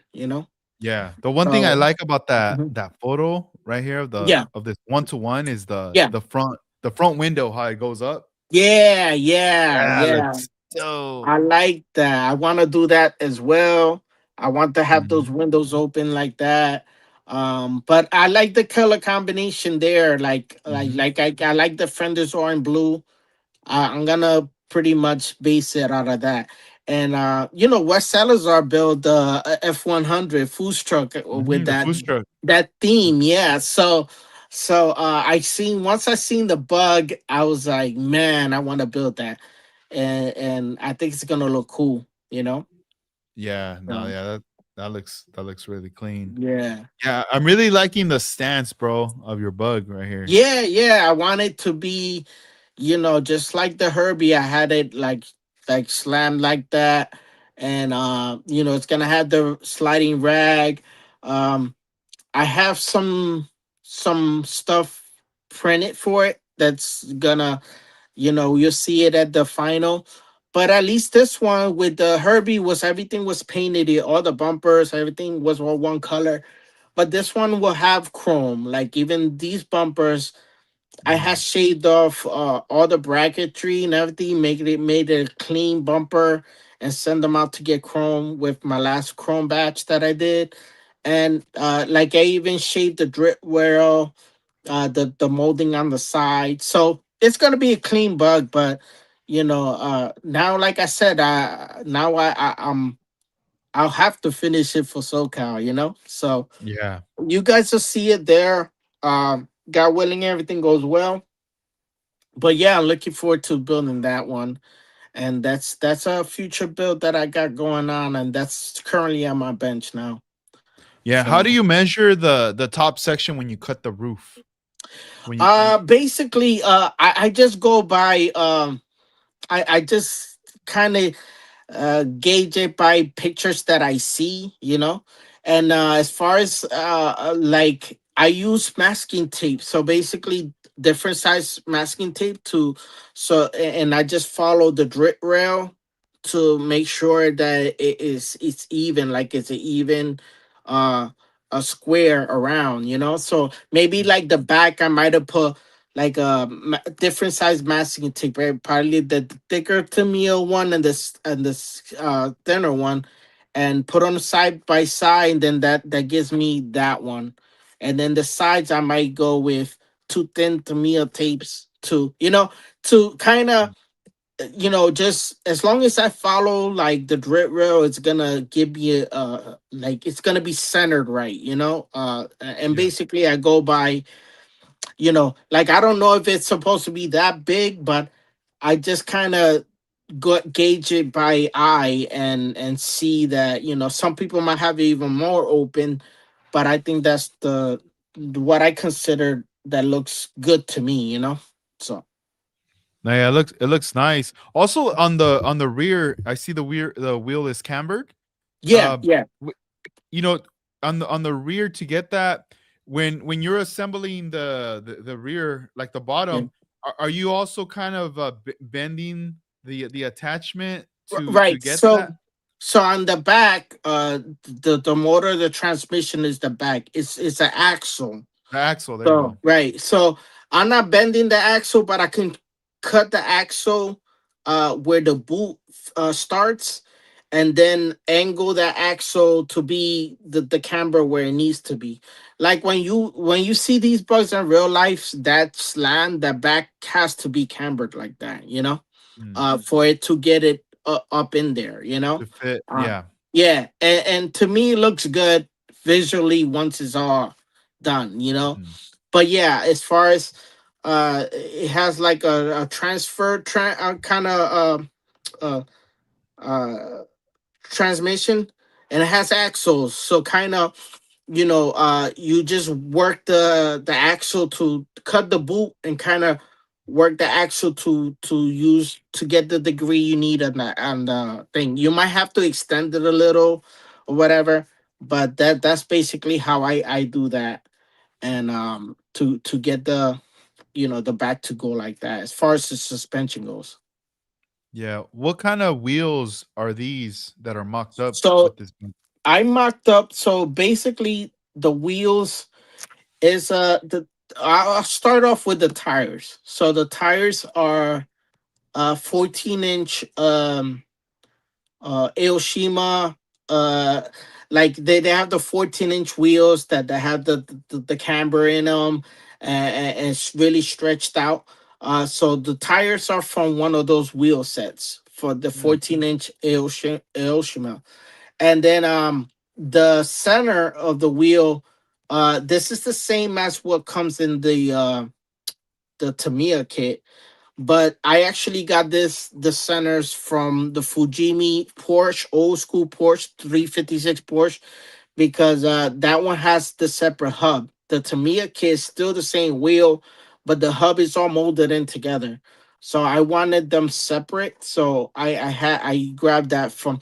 I rated this Porsche kit that it's an enthusiast kit that people be like, you crazy for using that as a parts kit. But I yeah. used that. I used the mirror. I rated this Porsche kit, enthusiast 356 sports kit, and I use parts for the Corvair, you know, and I use the wheels for this. So those are Yeah. the centers of the wheels, and then they Oh, have separate hubs, but the lips, the step lips on the side are from the the company Orange Wheels. You know how they sell uh the orange. Let me get you one so you can. yeah. It's that brand from Japan, right? That Yeah, company. Ahsoka, I think it's called. Yeah, Suka. I actually carry some of their like diorama detail parts on my web store. Yeah, And it's funny because my distributor only gets that stuff, but they don't carry the wheels. And I'm like, right, great. Or the tires. right. So if you That's look at over here, you see, wait, can you see it there? yeah. Orange wheels. So these I order from like the Japan, like Hobby Design, not Hobby, this Hobby Search. And when you open these, they have a step lip. They have a deeper and then a little more narrow. So basically, I use these to uh to get that deep dish look, that stagger setup, like the thinner ones in the front and then the deeper ones in the back. That's how I get. So I'm using the face from the Porsche kit or the Tamiya kit, and then I use those step lips to make the offset that deep in the back. And then, yeah, Asuka orange wheels, just like OmniWorks says there.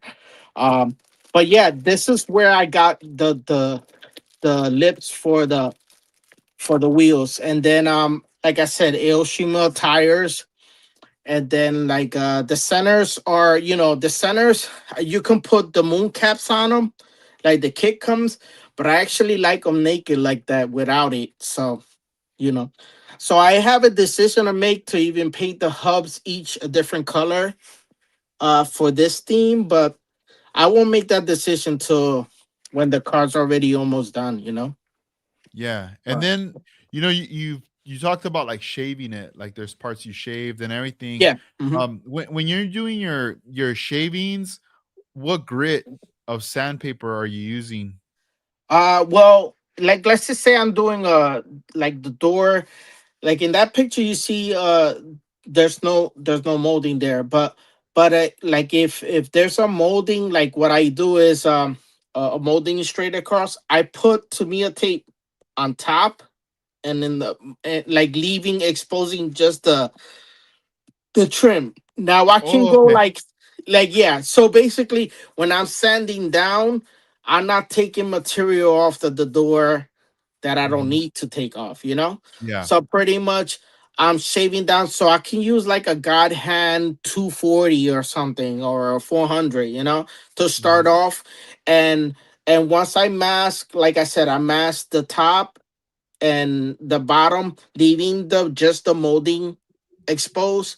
So when I'm sanding, I know that I won't get to the door because once I sand and get to the door, now I get really close to, you know, because before when I first started doing, I just all right, I just use a nail file and I start sanding, and then when I noticed when I started getting like painting my cars and I see, man, it looks like a little like a wave or on the door or Mhm. something because I shaved in spots too much, you know?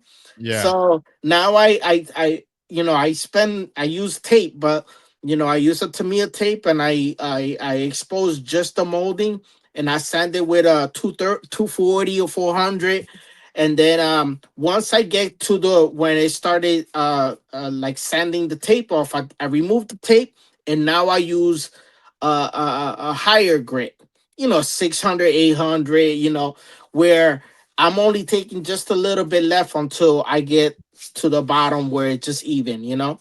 Yeah. uh and that way you're just shaving just the material you need to. You're not taking material off of the door where you don't need to be taken off. So Yeah. that's I just learned that by trial and error, you know. Mhm. Basically looking at a build that I did that I just sanded everything, and then I saw like a wave on the door and I was like, man, that's bad, you know? So how do I get around that? I just tape, you know, and leave just the molding exposed, and I that's how I start. So 240 grit, 400 grit, until I start getting to where the tape is. I remove the rest and then I go higher grits until it's gone. That's basically how I do that. Yeah, I need to start doing that more. Mhm. Putting that in, doing that discipline with the tape, because Yeah, back then I did learn a hard lesson where no tape, it was just I took too much material from one side versus the other side. right. I was like shaving the door handles. Yeah. So one side was like flat. Like the body's like it starts to be round, and Yes. it was Uh-huh. supposed to still be round, but I ended Right. up when it was Exactly. flat. And then the other one was just it wasn't even like I think this is a mistake I did. I said, "All right, to buy myself some time, let me get my nippers and let me just snip Start. off." Yeah. So when I snipped off, I think it put pressure and it indented it in. Yes. And Right. then I started sanding it like, "Oh, I got this." And Yeah. next thing you know, I was looking at it under the sun after like with color, it had like pearl, and pearl Yeah. shows everything. Everything. Yeah. And I was Uh-huh. like, "Oh, this looks whack." Like Yeah. this Uh-huh. side's all inside, this one's all flat. It looks Yeah. like weird, And the but I thing, couldn't go back. It was that yeah, was you it. you know, at this point now, you already put paint on it or whatever. But yeah, I mean, you know, it's just some people be like, wow, you know, like that's OD. But you know, with me, like I got an eye that I just be like, no, that don't look right. So I try to fix it for the next one. I won't do it that way. So yeah, it's Yeah. been working better for me now and then. Especially you see that bug is round, you know. So Mhm. imagine you keep sanding, all of a sudden that little round edge on top is now getting squared up because you're sanding too much. Yeah. So yeah, that's how I go about certain, you know, trims like that. Mhm. I learned that if I take away, I tape around it and I shave. You Mhm. know, some people got better. Some people have better discipline on how to shave things off, and they don't need to do what I do. But that's what works for me. You know. Yeah. No, they do it up. I'm gonna pull up the other show, bro, your guys' show for Yeah. Diversified Scalers. Right. Right. We gotta pull that up too right here because this is a show for next year. Right now Yeah. that we've been on the show topic. Yeah. So this is the Diversified Scalers MCC Model Car Meet and Contest coming fall of 2026. Wampub Drive, Wayne, New Jersey. So that's the address to the location. Right. And any information you guys want to email dscalersmcc at gmail.com. And then they also have the Facebook page here. I'm gonna so tell us about this event, and in the meantime I'll pull up the Right. Facebook. So basically right now we're still, this is just a teaser flyer, just to kind of bring awareness that we're gonna bring the show back, because it hasn't been back since COVID. So basically we always do it at the end of September. So we didn't wanna put, it's gonna be on this date, because we don't know exactly. Yeah, until we lock that date in, we're just gonna say fall to 2026. As soon as we do, we start a new flyer, and then we'll put the exact date and all that stuff for. But we just kind of want to let people know that we're bringing back our show, and we have a small show. It's not big, but this time around we're not gonna base it as if it's we're not treating it as if it's gonna be a show with a bunch of awards or stuff like that. It's pretty much, we're gonna simplify the show. We're not gonna make it a whole show that lasts kind of to 4 o'clock in the afternoon. It's gonna be 9 to 2. We're gonna have the two themes, and people who know us, we always do it. We try to do a diorama. We do a theme that you can bring your put your model in the diorama, and that diorama is gonna be based on Toyotas this year. So Toyotas or Lexus or Scions. There's a couple of Scion kits, so I'm gonna say Scion 2 is still Toyota. Lexus is Toyota. It's the luxury line of Toyota. So those Lexus kits are also can be in part of the Toyota theme. The other one will be Tri Five Chevys. So I wanted to let people know ahead of time, that these are gonna be our themes. If that way, they can bring those too. So we're gonna have ballots where people are just gonna pick, the best Tri Five theme for the theme, and the best Toyota. And the Toyota theme, we might end up picking up by the club, because it's a diorama, so it's not gonna have like slips under it with numbers like the regular Mhm. table. So probably the club is gonna probably pick the Toyota build, or Lexus or whatever it is for the diorama. But yeah, we just wanted to put awareness. And before, in the past, we've had themes like, semis, juniors, and all that. And we learned from the past that we don't bring so much people, that we need to have all these categories. So we kind of took a page off of like Ricky's model cars and coffee, where we're just gonna let people, besides the two themes, put their models wherever they want on the show. There's not gonna be no themes where muscle cars here, trucks over here, none of that. It's gonna be the two theme tables, and then everyone can put their models anywhere else. And we're gonna probably pick the top 10. That's probably how Mhm. we're gonna do. We're gonna have only the people who bring models are the ones that are gonna have a ballot. That way, we keep it controlled, where only the modelers get to pick, their favorite of the show. You know, so just simplifying the show. We might have raffles. We're gonna have door prizes, but we're gonna have a simple show, 9 to 2. You know, and it's gonna be somewhere around the end of September. As soon as I get the real date, then we'll do a new flyer. I'll send you flyers, and we'll go from Oh there. yeah. But I just wanted to bring awareness, and let everybody know the themes. That way, if they plan to come, it's in the PAL building, which is, for anybody who goes to NNO East, it's the same building.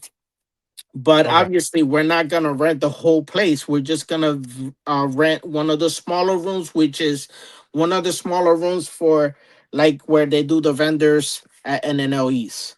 So for those who never went, that's basically where it's gonna be. But once we have the date locked in, then all the information is gonna be on the flyer.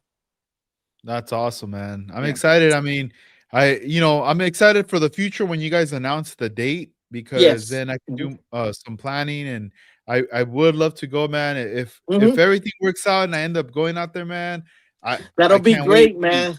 to like Yeah, hang out, man. record, do Absolutely. interviews and all that. Yeah, That'd be man, and hopefully, if everything goes well, I don't want to say too much, but we're gonna probably try to have some kind of like something on Friday night, because the yeah, show will I be kick on a it. Saturday.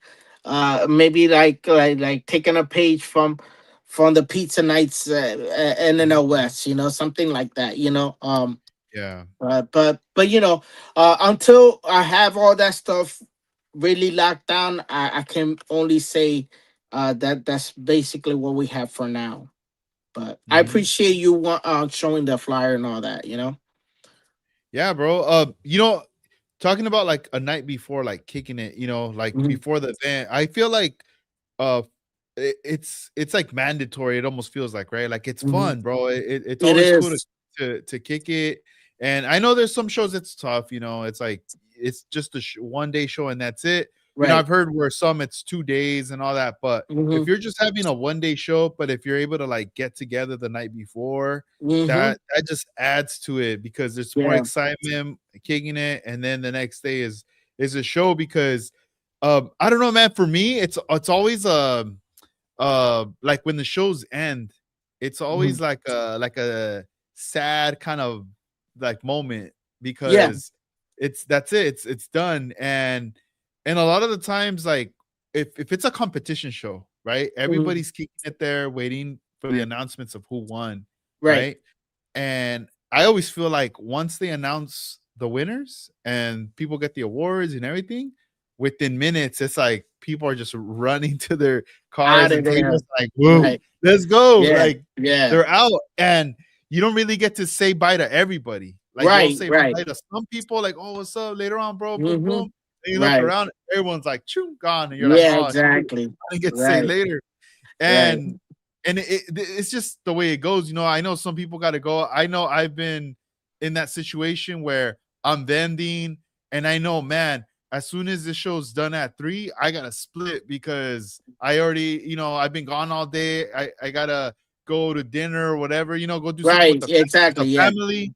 So that's kind of like that. But then I don't know. Now I'm more like I still kind of want to chill now. Even when it Right. was like the Atlanta show, Hmm. when it was done, and I mean we were taking our time. We were in our group like putting our Yes. stuff Exactly. away, Yeah. and kicking it, taking a photo and all this stuff. Right. Right. But Right. when you look around, everybody was gone. We were like the last one. Yeah. I felt Right. like, and I was like, Yeah. yo, It's like that, especially when you're not local. You know what I'm saying? yeah, Where some of these guys you're not gonna see them at the next show because you're you're nowhere, you're off the grid, you're not even so yeah, yeah, it's like that. So that's why I try to like make the best of it while the show's happening, yeah, because once that award show uh finishes, you turn around and have the or how it is, guys leave before the show, the award show starts. yeah, So that yeah, happens too. yeah. There's guys that are there just for that. They're not gonna stay for the award show. So Mhm. yeah, you gotta it's like that. But yeah, it's cool. Like, we're gonna try to do something Friday night. But as soon as we get all those details ironed out and locked in, then you guys will know. Yeah. No, yeah, it's like right now I'm kind of in like knowing that there's a bunch of shows coming up, right? Hmm. Uh like in February there's one in Ventura. Uh that's the Model Fest. And Yeah. then the one we got coming up in April, the Left Coast Skill Classic. Right. And then SoCal Open in May, the beginning of May. But at the Yeah. end of May, there's another it's a custom car show Oh, uh okay. in California too. I do have the physical flyer for it. Later I'm Yeah. gonna do a video talking about it. Yeah. And I need to interview the guy who actually does those shows because Yeah. he's also the one who makes that magazine, Custom and Rod magazine that I've done Oh, the wow, really? he's the Oh, dude. Yeah, yeah, yeah. And he's here in yeah, that's California. cool. I've never met him, Right, but right, right. I need to reach out to him and like bring Yeah. him on. I really want to talk to the guy. Yeah, that's And a cool magazine too, man. yeah, yeah, and it's like there's all those shows lined up, right? And I'm like, all right, I'm gonna go. But there's some that I'm just gonna go because I want to get content. I want to talk to people. I want to take photos and videos, all this. But then there's some that I'm like part of me, because I do vend at the shows, Yeah. but the thing is this, when I don't vend, then I got people hitting me up. Oh, I didn't see you there. What happened? Or Right, right, like, right, I right. was I was hoping you were gonna be there, or whatever, right? Yeah, yeah, You get yeah. that. And then I'm like, oh damn, all right. And then when I do vend, then I'm like, where were you? Like, I'm Yeah, here. yeah. It's like Exactly. it's the other way around. So That's um how it is, man. I mean, there's shows that like this year after Acme, I got home. Well, actually, I went from there to went to on a family vacation, and then I got back, and that literally that Sunday was another a show here that it's in New York, but more like um Long Island, I believe. It was the Liar Show. Yeah. So I said to myself, I was like, man, I haven't gone to this show in a minute. Cause it was like before it was ended up at the Acme week, But now mhm, Acme was at one time was the first Saturday of November, but now they pushed it before to now in October. So now I'm able to like still go to that other show. So I went to it this year, and like after the thing, and it was like, man, like, should I go? I shouldn't go, but I do. It's like one of those things that you want to support, but at the same time you can't make it to all of them, and yeah. but this time around I went and we had a good time. It was cool. I actually uh packed up the guys in my van and we went over there, and it was cool. It was cool. But yeah, that's how it is. Some days, some shows you're gonna be able to go and expect people, or people are expecting Mhm. you, and you're not there. And yeah, that's how it is sometimes. Yeah, and like I reached out to one of my homies and I was like, "Hey, if like I end up vending at this show, can you just hold it down while I go, Yeah, right, right, you right, right. record? I want to record. I want to do this other stuff, like Yeah, vending's cool and all, but I don't want to be stuck, bro, in one area. I yeah, don't. And if I can't get nobody, then I'm not vending. That's it. yeah. I'm Hopefully I'm you just could going get to the show. somebody. Yeah, Yeah. because I really like I'd be like, man, even at SoCal, I was like, I had to bring the model to you. Like, Edgar, Yeah. check out my model, No, and, yeah, yeah. and, and it was like I was like, man, Edgar needs to be out here checking this out too. You know what I'm saying? It was like it was different. It was different Yeah, because it's like, different. usually at shows we kick it or we walk Yeah, around or yeah, something, yeah. but this one it was like I was like there with like I felt like I was anchored, like I had a ball and chain, like I couldn't Yeah, leave. man. Yeah. So hopefully this year for SoCal you have somebody, bring Randall, somebody, Yeah. just to Mhm. give you a little a back door so you can get out. But yeah, that's exactly how it is sometimes, Yeah, but But it's at like, least at least for Acme, I'm glad that you wasn't vending because you got to oh yeah, experience yeah. this Nah, show. I know. And I don't know, I don't plan to because I was already like, all right, I'm bringing in my carry-on, a backpack, and all that, Yeah, right? it's And I wa- already a and I and lot. I Yeah. was I was thinking like the only way it would happen if I ever did have a booth for that, I would have it's almost like I would have to mail my stuff to somebody that's in that state Yes, and yes, then have them exactly. drive it. But then that's a lot of work. And it's like, It's a lot. Yeah, yeah, I don't want to deal with that. I'd rather yeah, just experience the show, have yeah. fun, not have to worry about none of that stuff and Right, just right. just And build the models. now that you did it, and hopefully if you plan to go next year, whenever if you go back, you already Mhm. learn what to bring, what not to bring, how to Yeah. bring. I learned from that show a lot. Like I learned how to display my models, Mhm. how to how you're gonna get a little bit more, your model's seen more. With bringing lights, or or bringing the the rotisserie displays, and you put them a little higher, stuff like that. It's gonna it showed me how to not just bring the model and put a slip under it, like, here's my model number, like, go the extra mile, and that'll get people to look at your model even more, or the magazines to even look. It might help you to get at least your model photographed.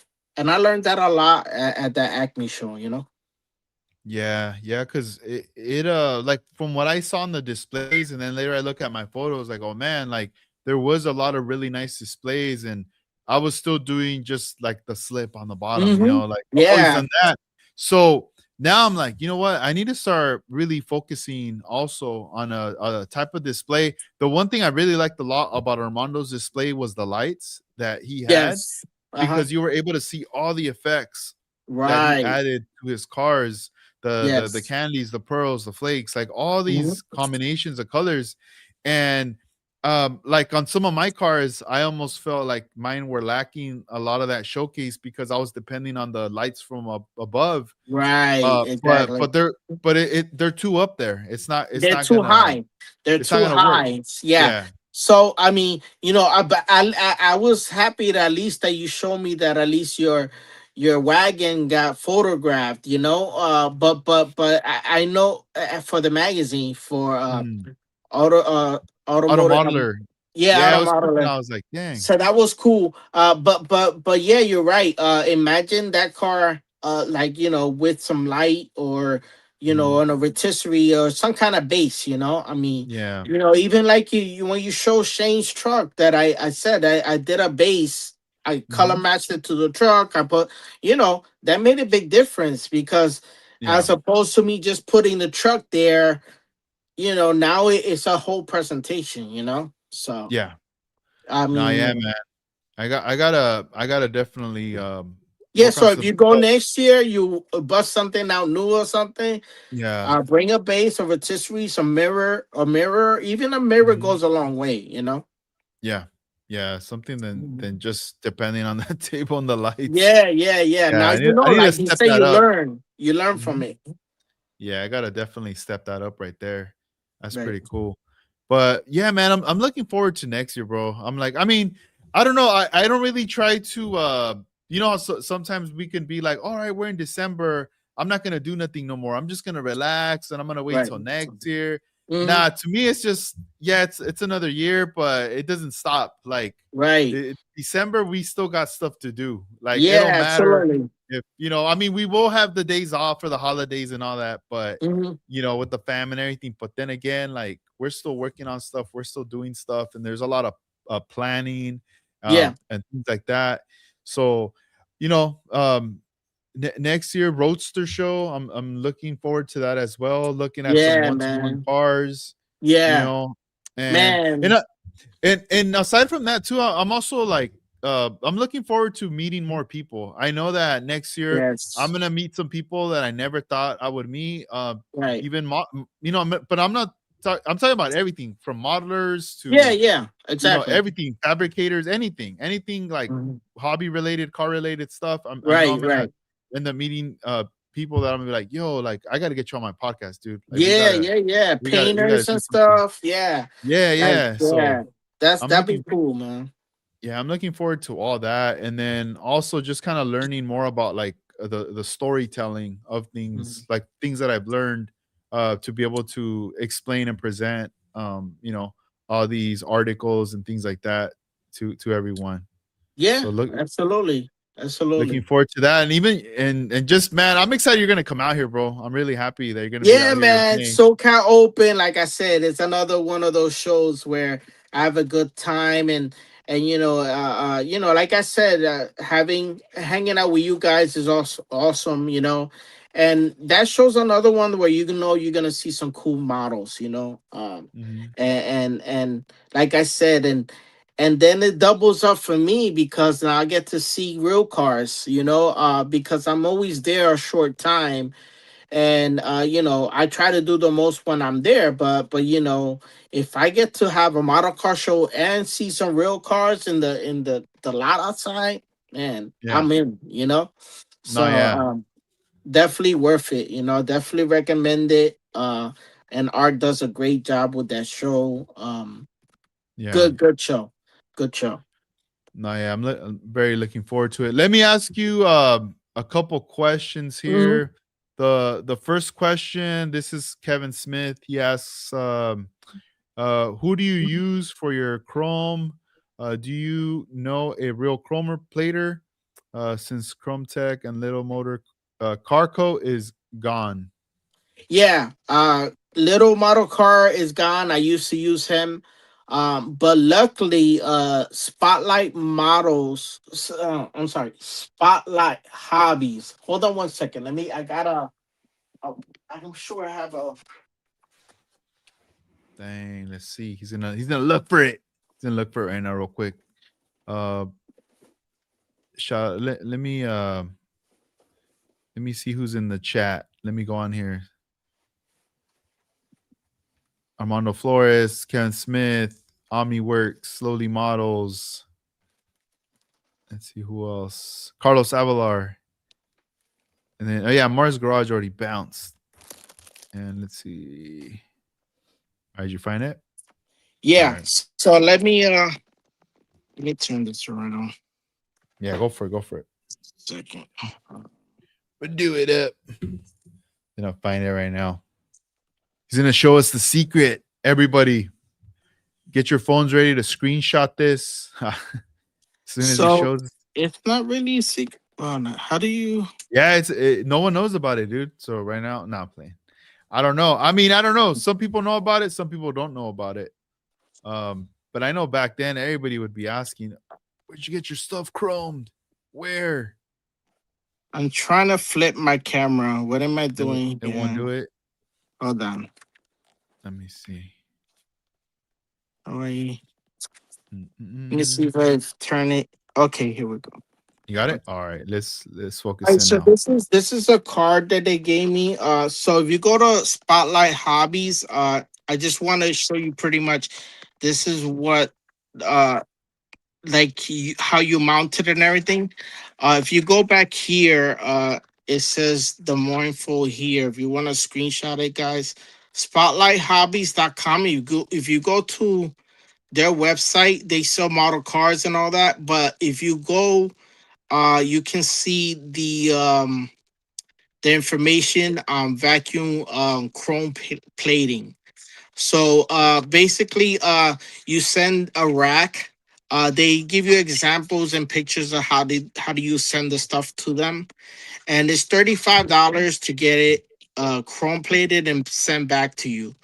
So pretty much that's pretty much the going rate. It used to be almost the same for the previous chroma that I used, which was Little Model Car.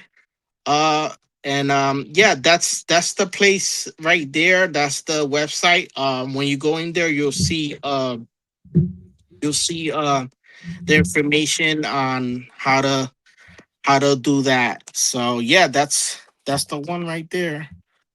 Nice. That's the plug right there. Yeah, Let's see. Let's see what OmniWorks says. He says Spotlight Hobbies. They offer it. Ordered a kit. They sent a flyer of their chrome work. Oh, dope. That's yeah, them. That's the same flyer then that you're yeah. showing us That's right the there, same Greg. flyer. So yeah, so that's Dope. That's it. I knew I had the. I had. Oh, I'm sorry. I knew I had the flyer somewhere, but I'm glad I found it. Yeah, there's no secrets here, man. Mhm. I let you know whatever it is. Yeah. Like it's cool.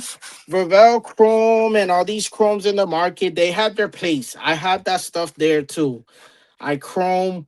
I use that stuff for little chrome parts in the interior, certain things. But a lot of my models, like let's just say, that Chrysler, I want the chrome to be like show chrome. So I want it to look really, and then I like my chrome bumpers to hold up. I don't want to like worry about. I can't touch the model now because I spray chromed it. Damn, So like hmm this old chrome looks more gold. Oh, the old, yeah, that's Yeah, old. That's gold. this is chrome, but it turned gold. It's like it's all Yes, OG right here. that's OG, Oh, man. but but That's I'm like gonna that's over 50 years. yeah, Over I know. 50 years.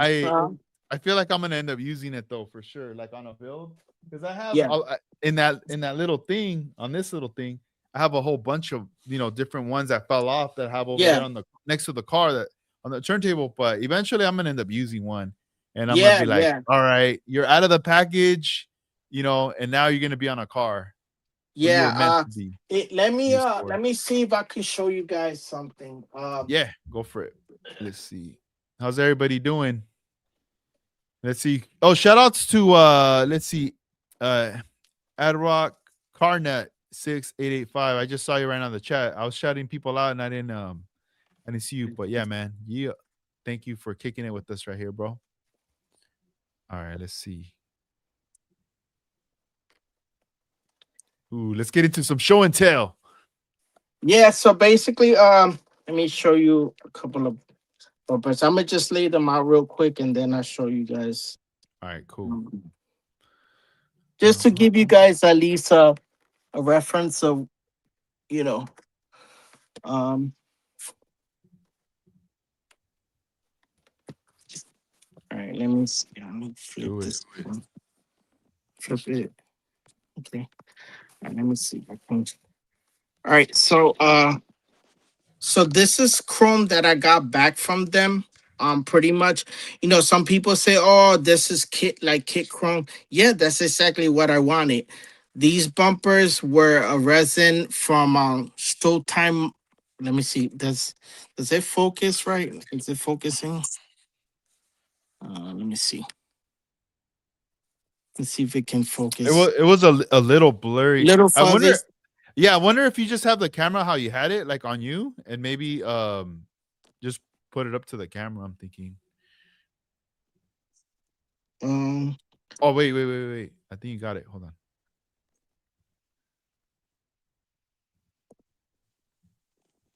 Yeah, because it looks just a little fuzzy. I mean, it looks. Yeah, I yeah. can see the chrome. Wait, Yeah, there you go. That so looks nice. basically, like I say, it comes like when it comes in the kit. Now, for some people, like this is like not this is toy chrome, but me that I like building like show cars, I want my chrome to look like that. Or like if I do work on these bumpers, I want my chrome to look like that. But like I said, to each his own. But if you're interested in getting the chrome like that, I recommend them. They do a good job. And I just figure I'll show. And these are 3D parts.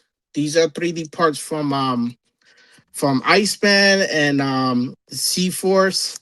So man, I wish it could focus. I don't know why it's not focusing. But at least you get the idea that so far I've sent a batch to them, and I've been happy. So it worked out for me.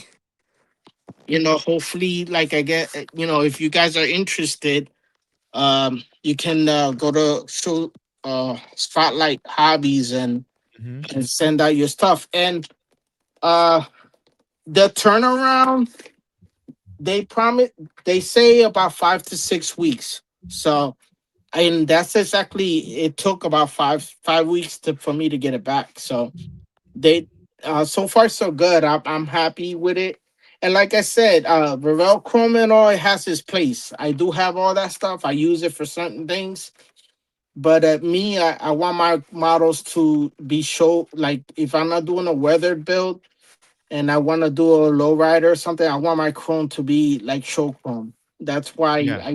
I send my stuff to get chrome, As far But as like the preparation, let's just say that you do have a bumper yeah, and you're like, man, I this bumper got scratched, or I need to clean it up.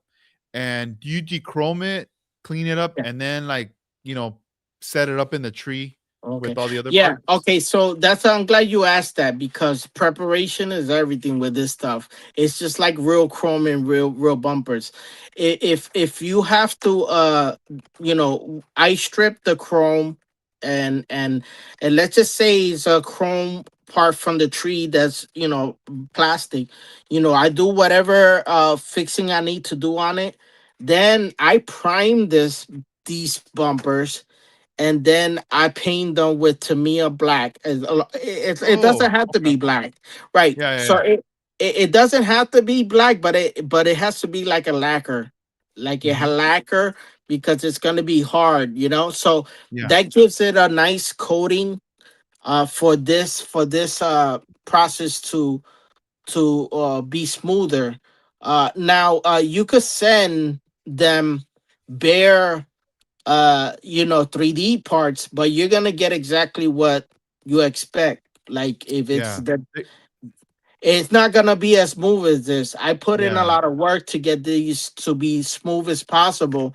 Hmm. But like I said, I'll finish it with I'll paint it with lacquer, like a Tamiya black can.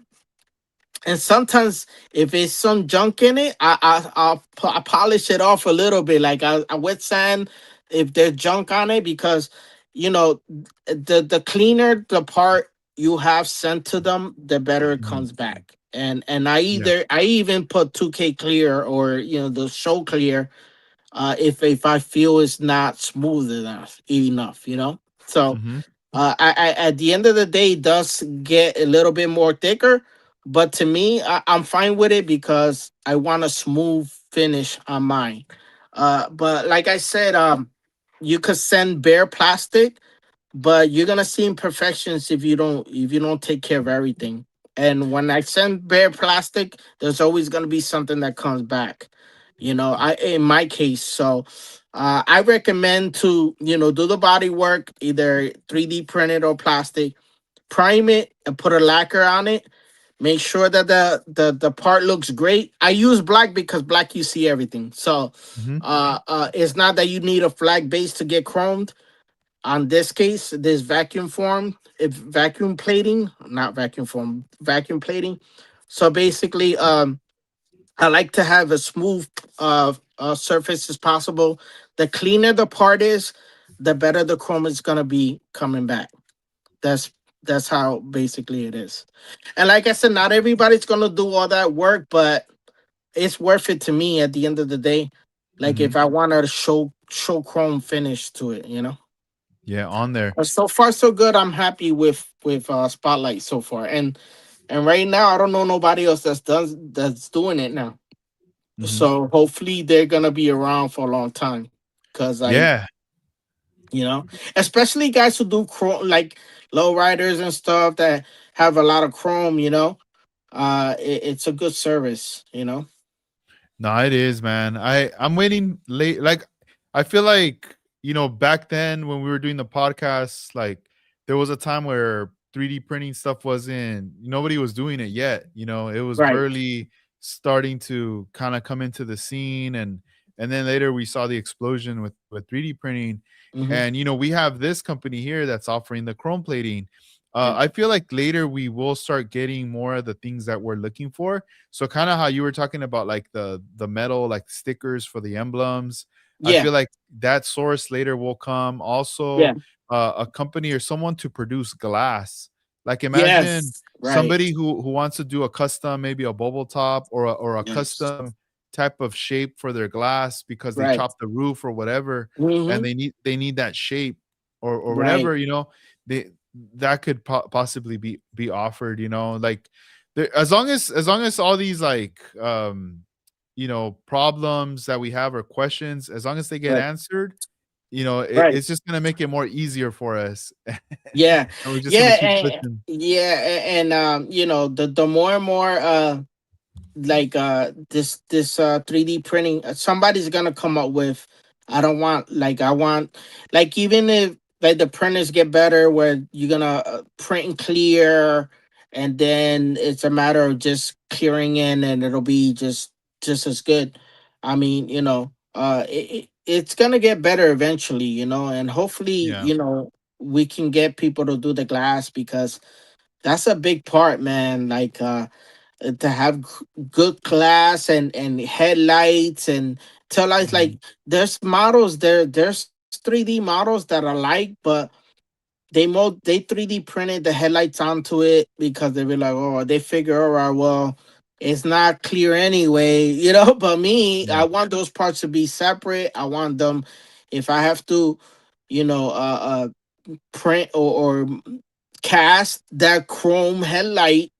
I mean that 3D printed headlight to Mhm. have a clear. I'll go through those hurdles to do whatever it takes to get the model where it needs to be. Yeah.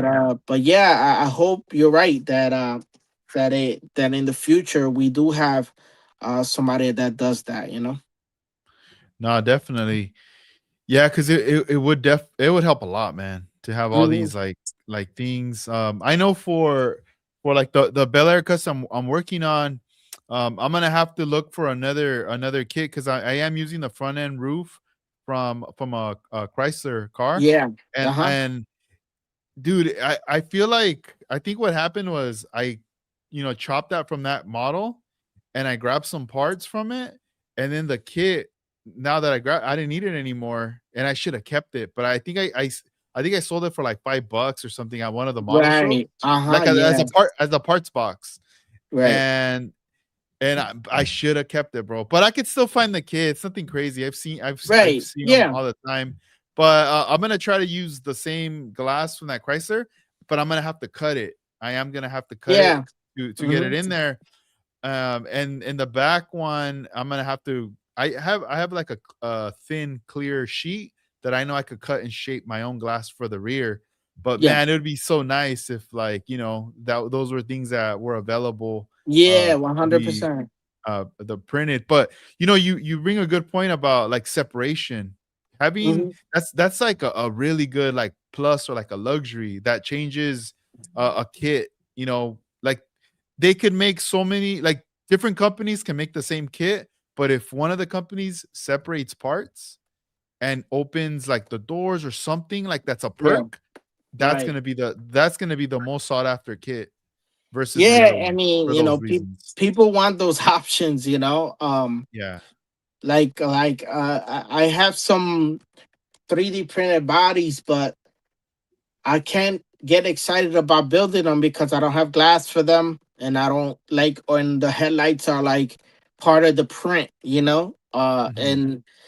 And I can't see myself painting a headlight silver or something like that. Like I just like I want to, so it doesn't get me excited to build those as opposed to a regular kit with the Mhm. glass. Yeah. So, but No, yeah, definitely. I hope there is a service later, or let's just say you can send somebody a file of these headlights, these windshield, and then they, you know, they'll send them back to you in parts. You know what I'm saying? I mean, you Mhm. know, somebody's gonna probably do that. So hopefully we'll see what happens. Yeah, I know. We'll see what ends up happening, man. Yeah. But hey, George, this was fun, bro. We're gonna wrap up this Absolutely. episode. I know it's late for you. You're out in the East Coast and stuff, Yeah. and this was awesome chopping it up. Let me check if there's one more question here. This is from Slowly Models. He says, "Is the Spoon Honda kit George flexed on the last podcast still his favorite kit?" Was it the spoon that I said? The Spoon Honda kit is what he's saying. I'm not sure. I'm trying to remember. Uh, Um, I don't. Well, man, it's like all these new models come out, and then you always get a new favorite. right? Uh, but it's hard to say if I have a favorite. But Yeah. of course, like I'll get excited with a nostalgic kit that I never seen before, as much as a new one that just came out. So, for Mhm. me, like movie cars, I like the Mad Max car, and I was able to get the Mad Max Hiroshima kit, one of them. So that's my holy grail. Probably now, I I said one day I'm gonna just find another one and build it, but man, I want to build that kit. So, yeah, that's probably my holy grail because I love that black Mad Max car. Yeah. Oh, Oh, nice. yeah. Let me show you one more model. I have Yeah, it go here for in it. front of me. Let me see. Can I Yeah, flip? let's see. Oh yeah, you flipped it right there. I flipped the. Let Oh, me you turned see. it around. Yeah, we can see it, but I don't know if can you Okay, see it. Flip. let me look at the. Okay. All right. Let's see. Yes. So this is real quick. Let me start this up. Yeah, fire it This up. this was I'm sorry.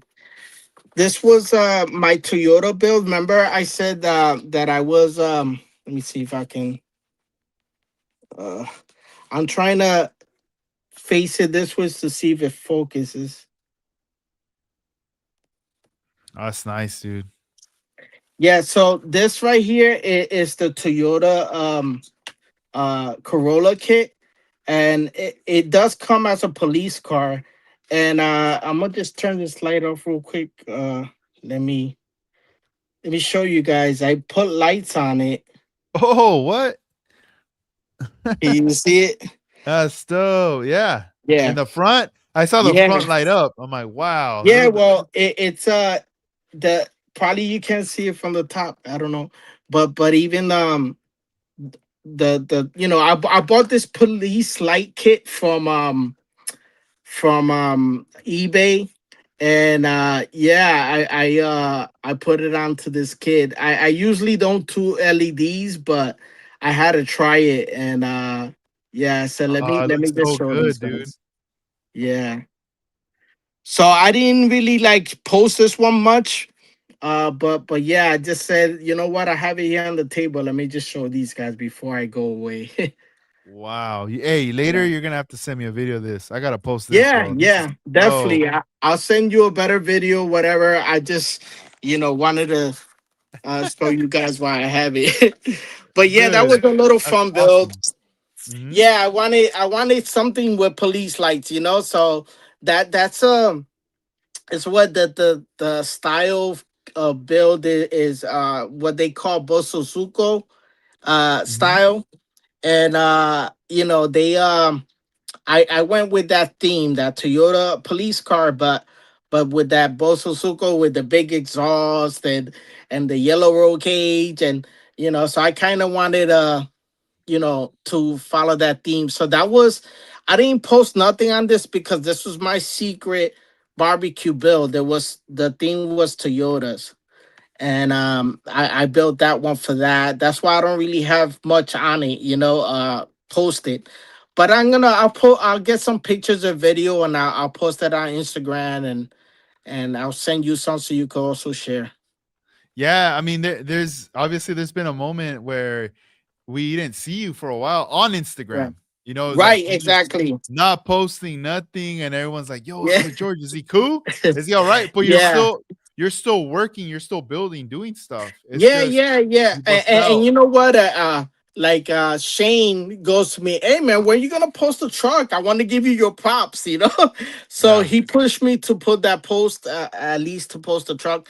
But now, like I said, I have a couple of builds that I can now showcase. I have the Corvair that I couldn't really put more on the post about it. I could put this Toyota and stuff. So yeah, yeah, stay tuned. I'll post those too. But yeah, dude. yeah, man. But anyway, Edgar, thank you for having me. I appreciate it. Shout out to everybody who was here today or who's gonna watch it later. Shout out to always all the anyone who supported me and Skill Riders, and looking forward to this year coming up with shows and presentations and all that stuff. Hell yeah. Nah, for sure, man. Thank you. Thank you everybody also for being here with us and like hanging out. Hope you guys enjoyed the episode. And the episode will be on, maybe within 30 minutes or so, like the full thing in case if you came a little later. But hey George, we'll see you. in the future. I mean, we'll keep Yes, in sir. touch, but we'll see you on the next one. And everybody, this was episode 276 with Vision124. Make sure you check him out on Instagram. And then we also had posted his this is his YouTube channel. I know he hasn't posted in a minute, but there is still a lot of dope content on there to watch. Thank you. Of a lot of his builds right there. So make sure you check Yeah. that out. But yeah, we're gonna be taking off. So all right, All guys, right. have a good night. Take All care, right, guys. we'll All see you right, next time. Edgar. Later. Later.